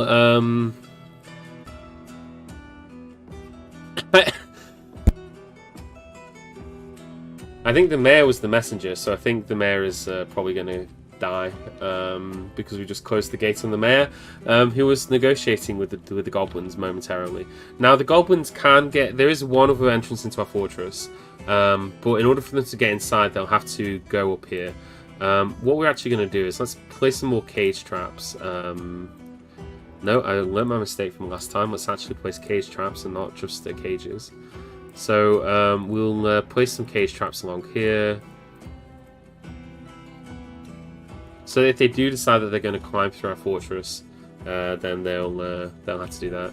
To be honest, that mayor kind of sucked. They were demanding glass statues. I don't want to have to make statues out of glass. That's such a hassle, isn't it? Having to make statues out of glass of all things.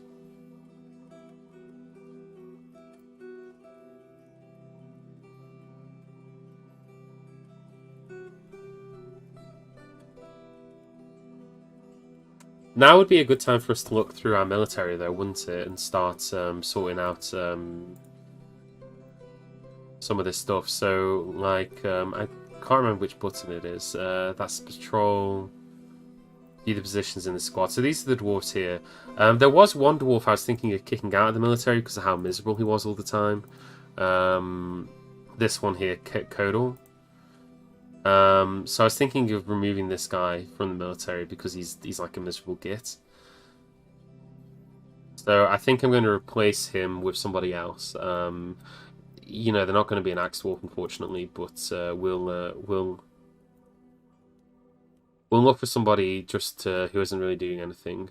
So for example, we got this guy here. He's a soap maker. He can now be in the military, and we're going to assign 5 more dwarves into the military. There was a Gelder somewhere. Gelders. Oh, cheesemakers. Cheesemakers love the military. Who else? There's a thresher. Oh, we do actually do threshing occasionally. Pump operator. There's the Gelder.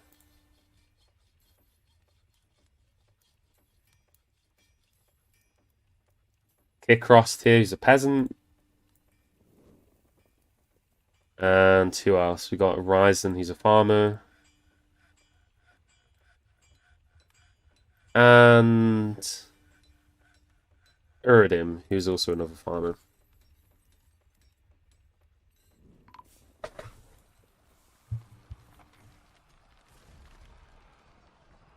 Yeah, and the goblins have in fact killed our mayor. So yeah, we've lost our mayor in the fight, which wasn't particularly surprising. But let's see what they do now. Like I say, they can try and climb into the fortress. They'll have to swim, or they'll have to try and climb into the fortress. The other thing we need to do is just technically this might be a way in, so I'm just gonna let's unforbid that real quick, so this guy can get out, and then we'll forbid that door.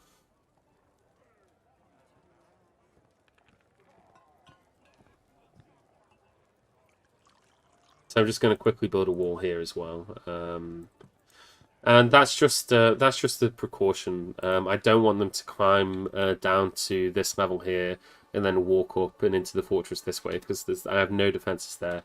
I don't want to close the fortress down completely. Eventually, we will have to fight them, but I want to fight them on my terms, which means I want them to have to walk up the river, which will give us until winter before they're able to get into the fortress. But, you know, until then, we're going to be very limited in terms of what we can do. And if we get any migrant waves during the siege, well, that's going to be very unfortunate.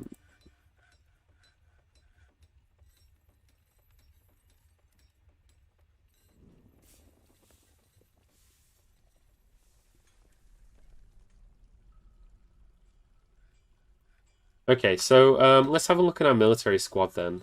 So we got this excellent squad of military dwarves. Before we look at that, actually, I want to have a look at our labours. So we have this metal crafting labour set up here.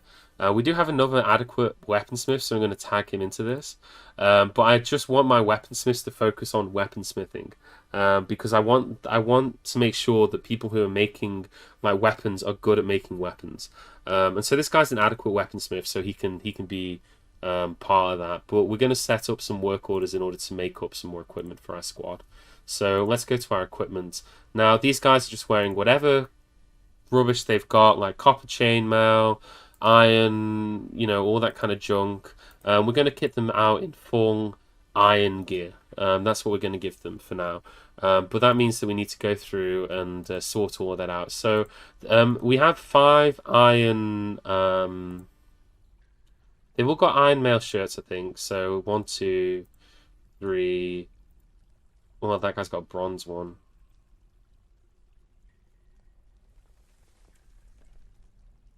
Let's do the details. So Axe Dwarf 3. And we want to set all the materials on this to iron, and materials that's iron. Helmets made out of iron, leggings made out of iron. We could make steel, but the goblins are right here, right now, and I'm gonna say, we've only got until what? We've got until I don't really care actually what the bucklers are made out of. What the bucklers are made out of will make absolutely no difference whatsoever to the quality of the weapon, to the quality of the shield. A shield made out of wood is as effective as a shield made out of iron. That's one of the only things where it really doesn't matter. But for everything else, we want it to be made out of iron. And then we're just going to go to everybody and we're going to assign this new uniform to them. And that'll kick them out of anything that isn't iron. And then once we've done that, we'll be able to see kind of what gear they've got and what gear they don't have. So if we go back to here and update uniform. So we see here, for example, like nobody has iron greaves, apparently. So let's start there. Let's start by making... we need to make... well, he has got an iron axe, but he needs to go and fetch it. But we need to start by making 5 more iron axes. That's going to be the first task that we do.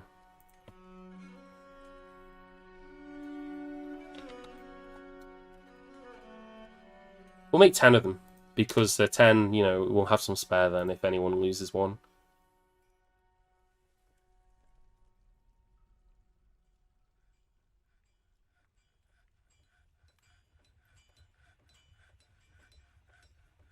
Still, I wonder what the goblins are going to get up to.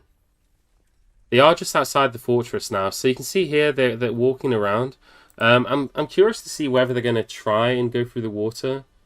They didn't bring anything nasty with them. It looks like it is just goblins. We've got the goblin bowmen. They are pretty kitted out though. Like these guys have got iron gear of their own, so that's always a concern.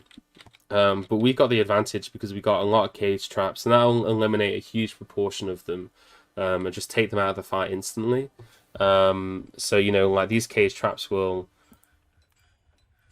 resume construction. All right, they've managed to kill a dwarven child. One of the ones who's outside, no doubt.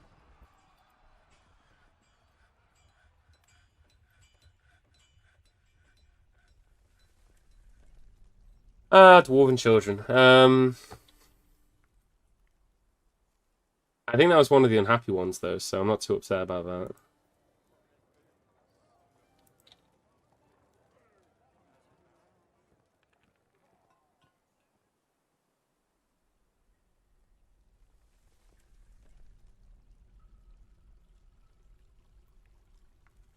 Let's see. So let's have a look at the squad then. So now if we go to the equipment, so you can see here they're starting to get. They've all got some of their equipment. So we need 10 greaves. So let's do the next order, which will be for the greave. No, let's get helmets done first. Actually, mail shirts is probably most important. So let's do the mail shirts.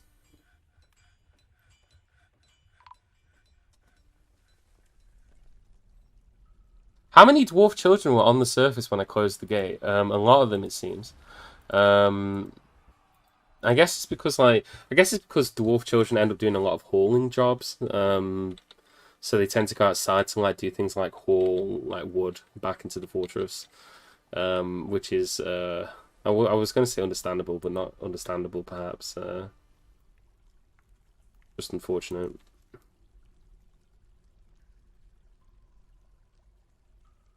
This guy here was iron helmet and nothing else.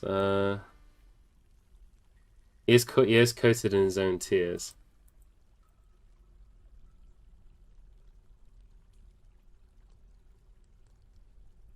They knew the risks. Yeah.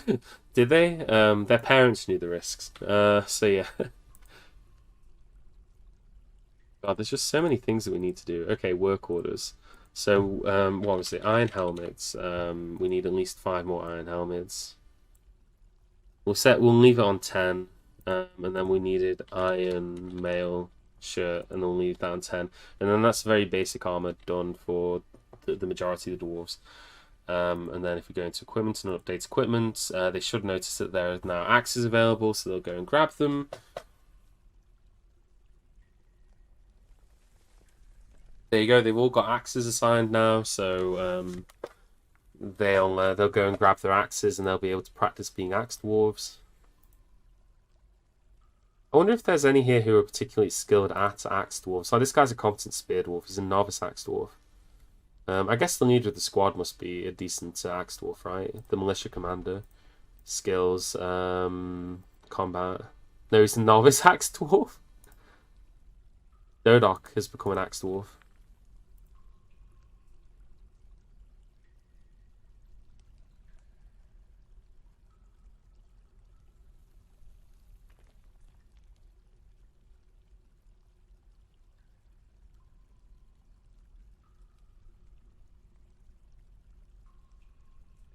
Skills, competent marks dwarf. I mean, they learn very quickly, don't they? When the fighting actually begins. So yeah, we'll get them equipped with those. They've all now got their helmets. It looks like they've all got. I guess we don't need to do helmets then. Actually, cancel that one. We've got enough helmets. So they've all got their helmets. So let's do iron greaves next. So we need 10 of those. And what else do we need? So 10 of those. And the water skins as well. Yeah. Let's just make water skins. Leather water skins. I always forget about that kind of stuff. That's like, I think they've all got backpacks. I somehow managed to get them all backpacks.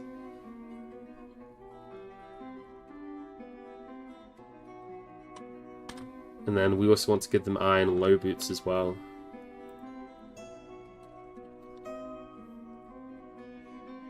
And iron leggings.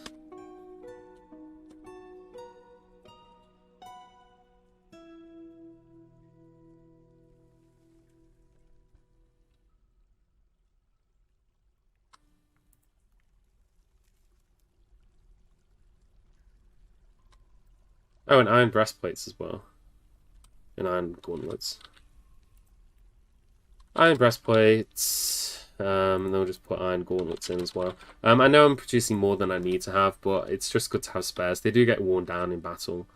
You know, they can get damaged in battle. They can eventually be worn out. So, yeah. The fortress is locked down until the fortress is locked down until winter. As soon as winter comes, the river will freeze, and once the river is frozen, the goblins will know that there's a way into the fortress, so they'll start to walk in. We can always let them in early if we decide that we're prepared to deal with it, or we could open up a new way into the fortress and let them in that way. But I think we'll be ready to deal with it anyway. Like, we'll have 10 dwarfs who have got at least a decent amount of equipment. And, you know, they will be able to go and, you know, take the fight to them. We have the advantage because obviously we're fighting inside the fortress. We'll be able to cage a bunch of the goblins. And then hopefully we'll just kill the rest. The caged goblins, we can test our new facility on them. Although it's nowhere near completion because we're just dealing with so many different things all the time. Like, Like, remember, it wasn't that I was talking about trying to get into the caverns, right? So that's why we dug out this big corridor here. In fact, let's just do a little bit of that. No, we want to do downstairs like that.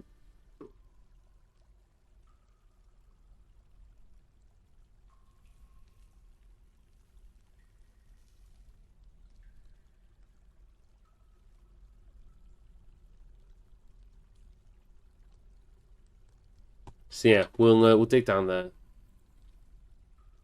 They're fighting rabbits on the surface. That's funny. Unfortunately, there are no unicorns or agitated giant ravens to go and fight them. There are weasels though. The agitated weasel is propelled away by the force of the blow.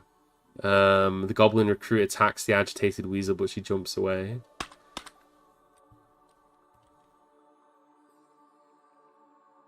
I guess that's one way to get the dwarves to use up the goblins to use up their ammunition, right?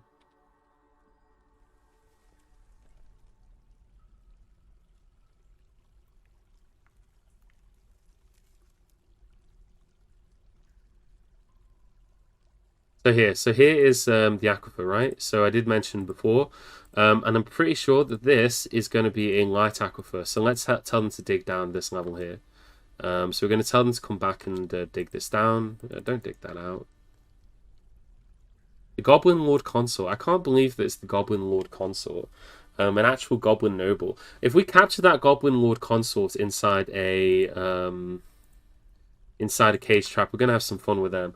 And now what we're going to do is we're going to send our dwarves over here and we're going to tell them to smooth this all out. So as you can see, it's not filling with water. We've got loads of spare dwarves, which is great because it means that we can do this kind of stuff. Like, if I'd done this before the migrants arrived, it would have taken them ages to get this done.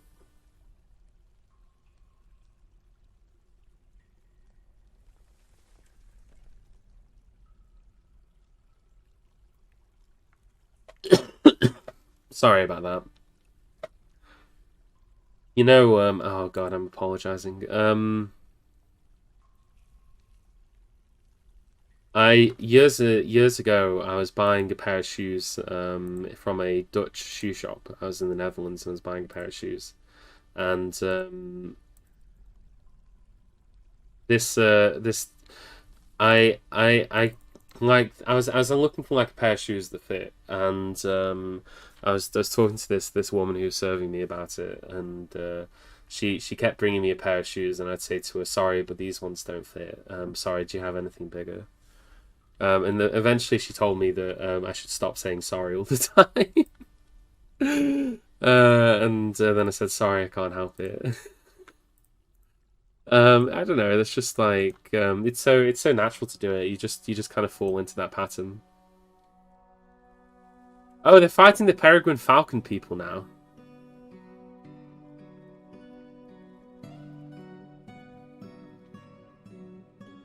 It's so natural. It's so easy to do it. You just like I'll be in a meeting and I'll cough and I'll just apologize for it when really I shouldn't need to. Like it's not like I did it on purpose, right? But you just kind of do it. So you can see it's filling up with water, but it's only one little bit of water. Compare that to how fast it filled up on the other part of the map. So again, this is the light aquifer, and this is the difference. You know, in terms of how quickly it fills up. And when you got as many dwarves as we got, we can very quickly just send everybody downstairs to come and smooth it out.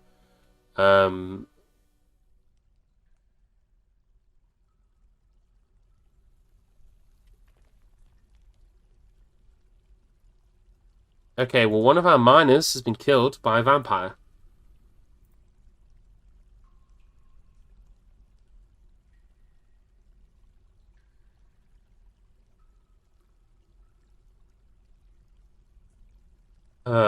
Right. That guy's gonna go report the crime. That guy's 6 years old, so it's probably not the vampire.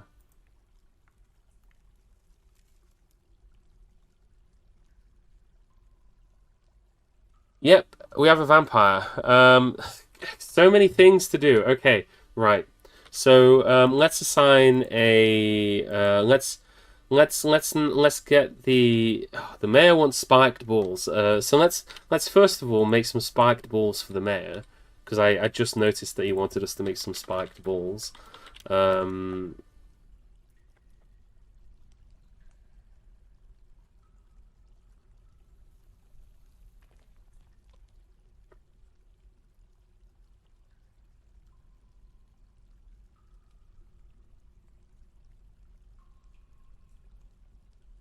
Make them out of copper. I've been really enjoying the Dwarf Fortress VODs on YouTube. I'm glad you've been enjoying them. This one will go up on YouTube as well when I finished it. I've just been, like I mentioned in the last one, I've been pretty ill recently, but I'm kind of starting to recover now. But I'm glad you've been enjoying them. It's been nice to see so many people have been. You know, it's been really amazing to see that. So I'm really grateful for that. Silver door. So I'm gonna make some doors out of silver. We've got so many work orders going on at the moment. In fact, we shouldn't make silver doors. We'll put silver doors in later. For now, I'm just gonna put regular doors in, just so that I can very quickly make this into like an office space. So what is it that we need here? Nobles and administrators. He needs to study. That's what we want to make him. We want to make him his study. So we'll make this into his study room here. And that's going to consist of a chair. We'll just use a copper throne, because why not? We got one lying around. And we'll use, I'm going to guess, a copper table. Yep, copper table. So we'll get them to place those down here. But yeah, it's been really amazing to see so many people have been enjoying the Dwarf Fortress stuff. Like I think I said this before. I kind of just threw that stuff up on YouTube because I'd done it in the past and I thought may as well. But you know, I've been really happy to see so many people enjoying it, and I've gotten a lot of very positive comments. So that's always nice as well.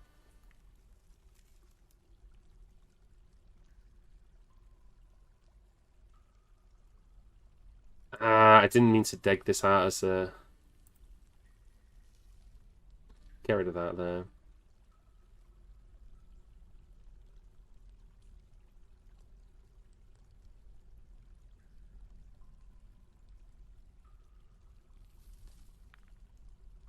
Let material after placement. We'll place 4 over here. It doesn't really matter. Just use a claystone block. So yeah, we're getting through the Aquifer now, but we'll come back to that in a second. I need to get the again, so many things to do. We need to get this study assigned to the captain of the guard, because once the captain of the guard has had that assigned to him, we can then start interrogating people and seeing if we can figure out who the vampire is.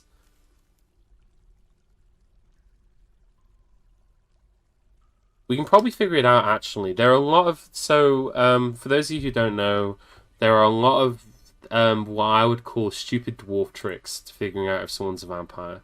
So, one of the things that we can do is we can look at dwarves who are upset about things. Personality... He really doesn't care about anything anymore. So it's not this guy. He's thirsty, but it's not that guy.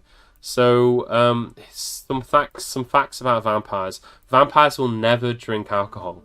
And then again, actually, no, we got a tavern. I was going to say a vampire will never drink alcohol unless he's offered it by a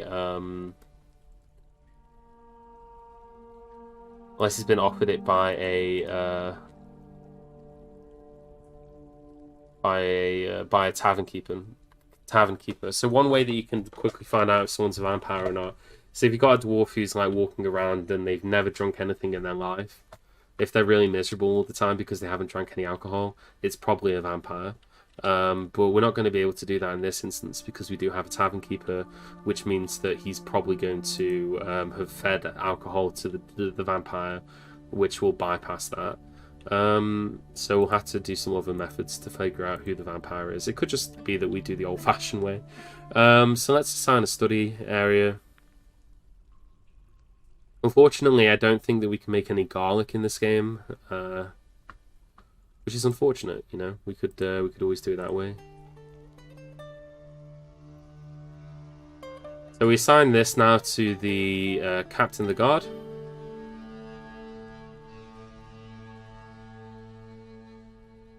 Is this behavior intended or a bug? It's a bug. It's basically because it's because a vampire doesn't need to drink alcohol. So he doesn't need to drink alcohol, so he won't voluntarily do it. But despite the fact that he doesn't need to drink alcohol, because he's a dwarf, he'll still be upset about the fact that he hasn't done it. He'll just go his entire life like just shambling around slowly, just because like, oh, I need a drink, but he'll never actually drink it unless like, yeah. So it's like that's like a dwarven.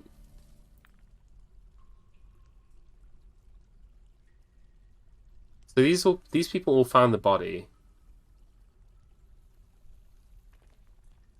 Let's just interrogate Thob.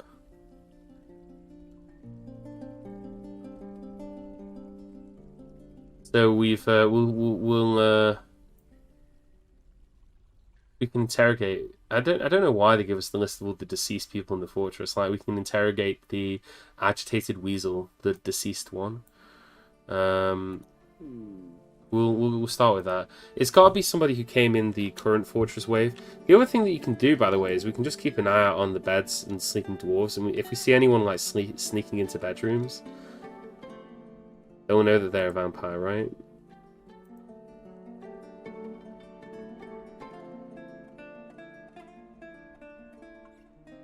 There's a human monk around.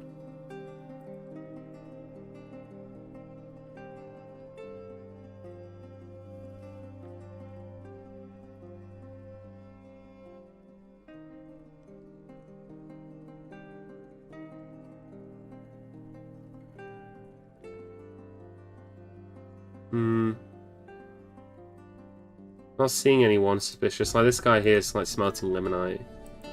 I don't know why this bard's around. He says he's ready. Oh, he's ready to leave, but he can't leave because we locked down the fortress.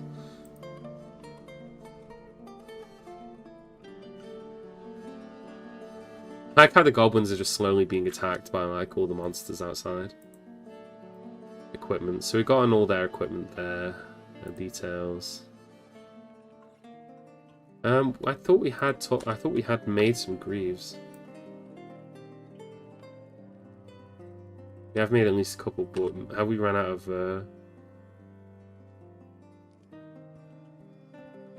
Okay.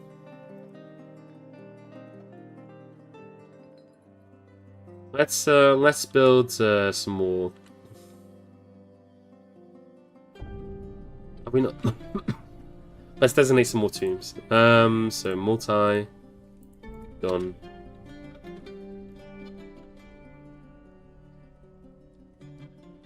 Now they're fighting groundhogs outside. The human bard is fighting.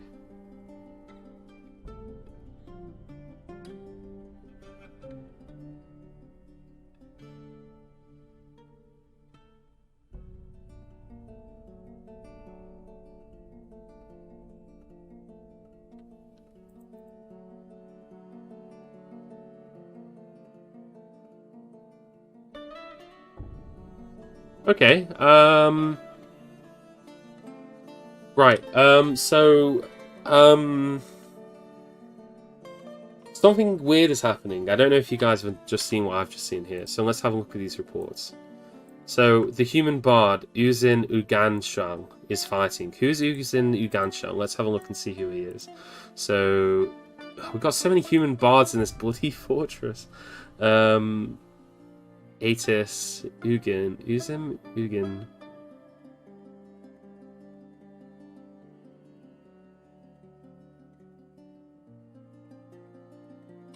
Wait, what's the name? It's not a full moon.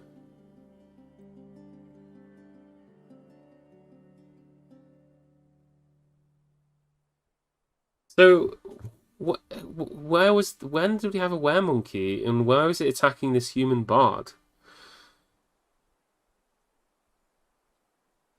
Must have killed this human bard. Are these goblins fighting a weremonkey and I can't see the weremonkey?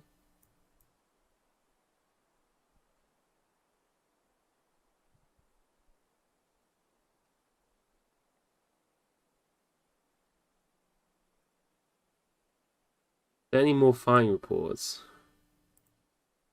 And then a weremonkey was attacking a human axeman. Over here. And then, in fact, there's the dead human axeman.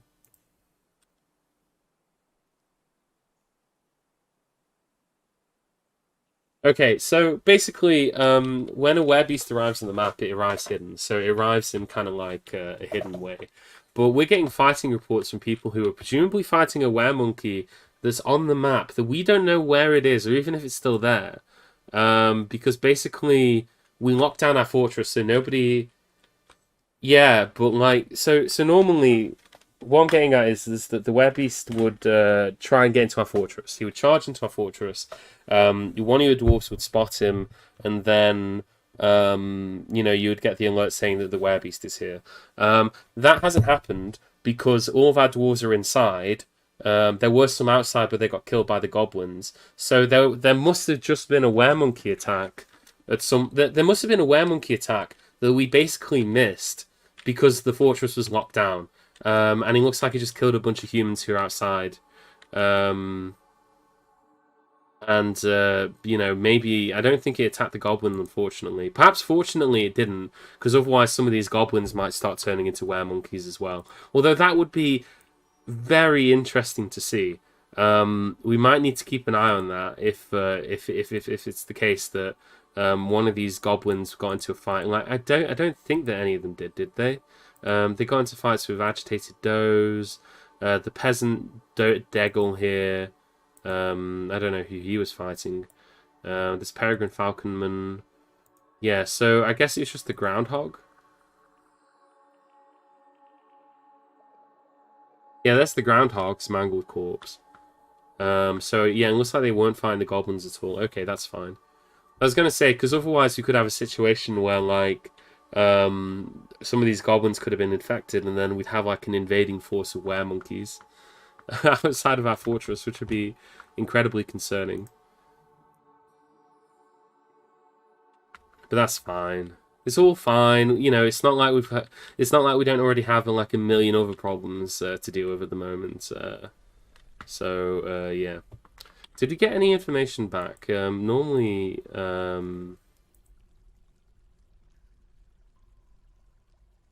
they interviewed them. Why didn't we get an interview report? Unless I skipped the interview report by accident. Maybe it's now gone to a different place. Maybe it's gone to intelligence.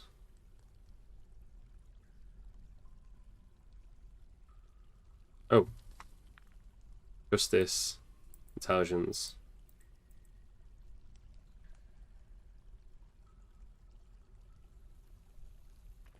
I can't click any of these other buttons. I can click here, but I can't actually...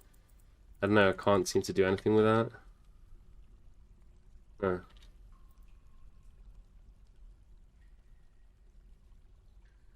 Hmm.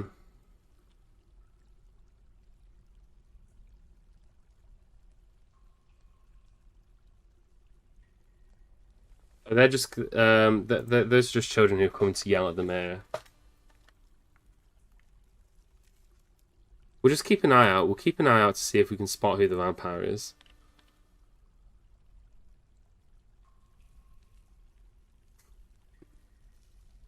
That's like the easiest way of doing it. That's the mayor conducting a meeting. This guy's going to sleep.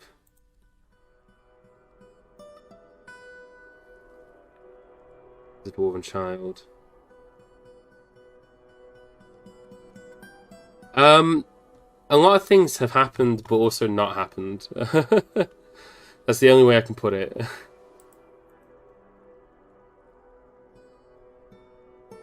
Yeah, a weremonkey happened, but also didn't happen.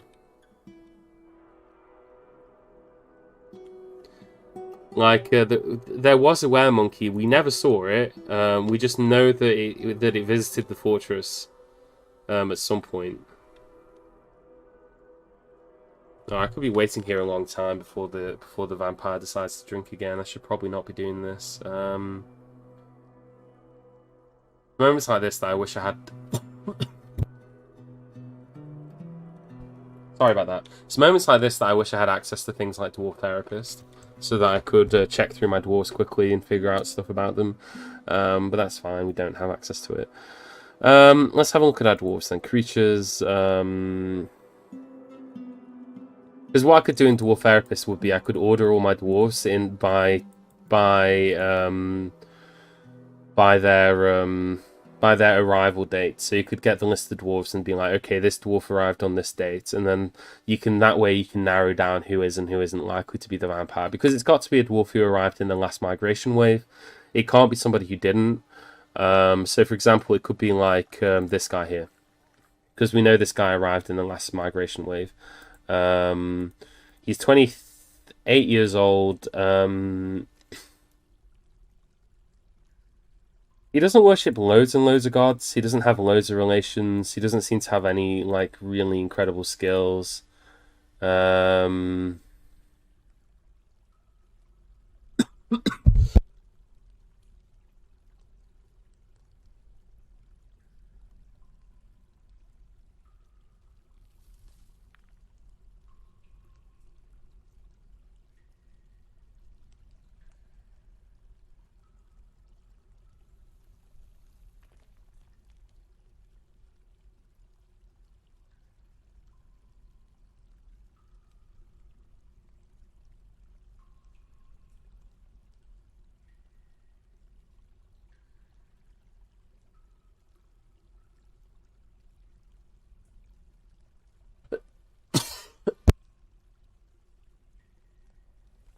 Sorry, I just had.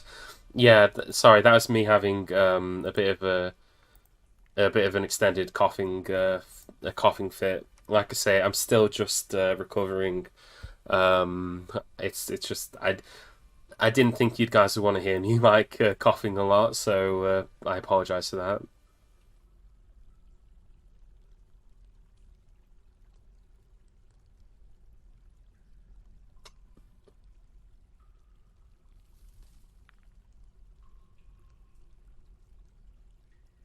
I don't know why when we click on it, we can't like normally it gives you like a list of like things, but it's just not.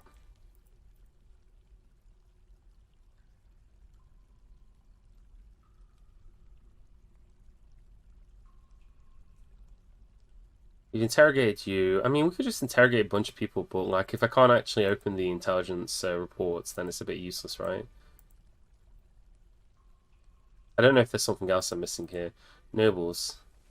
I'm trying to make spider balls, aren't I? I thought I already set up a labor for that.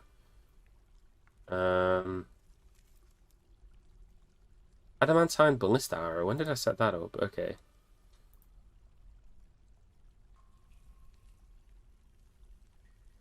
Yeah, I'm probably gonna have to end the stream in a little bit because again, I'm starting to kind of lose the ability to talk. I'm afraid it's just yeah, just one of those things. But we've made some good progress anyway, and you know, I am slowly getting better, so there will be more kind of streams more regularly as well. So we'll be doing that, and you know, we kind of resolved some of the issues in this fortress. We've got loads of other issues that we need to resolve.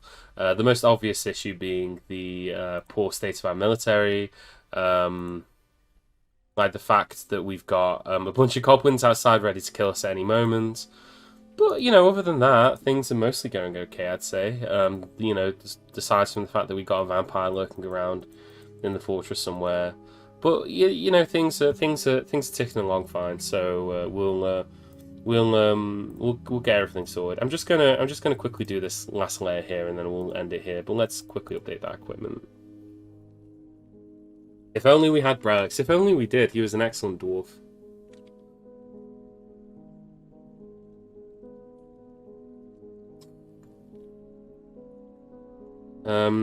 Let's just smooth that level there.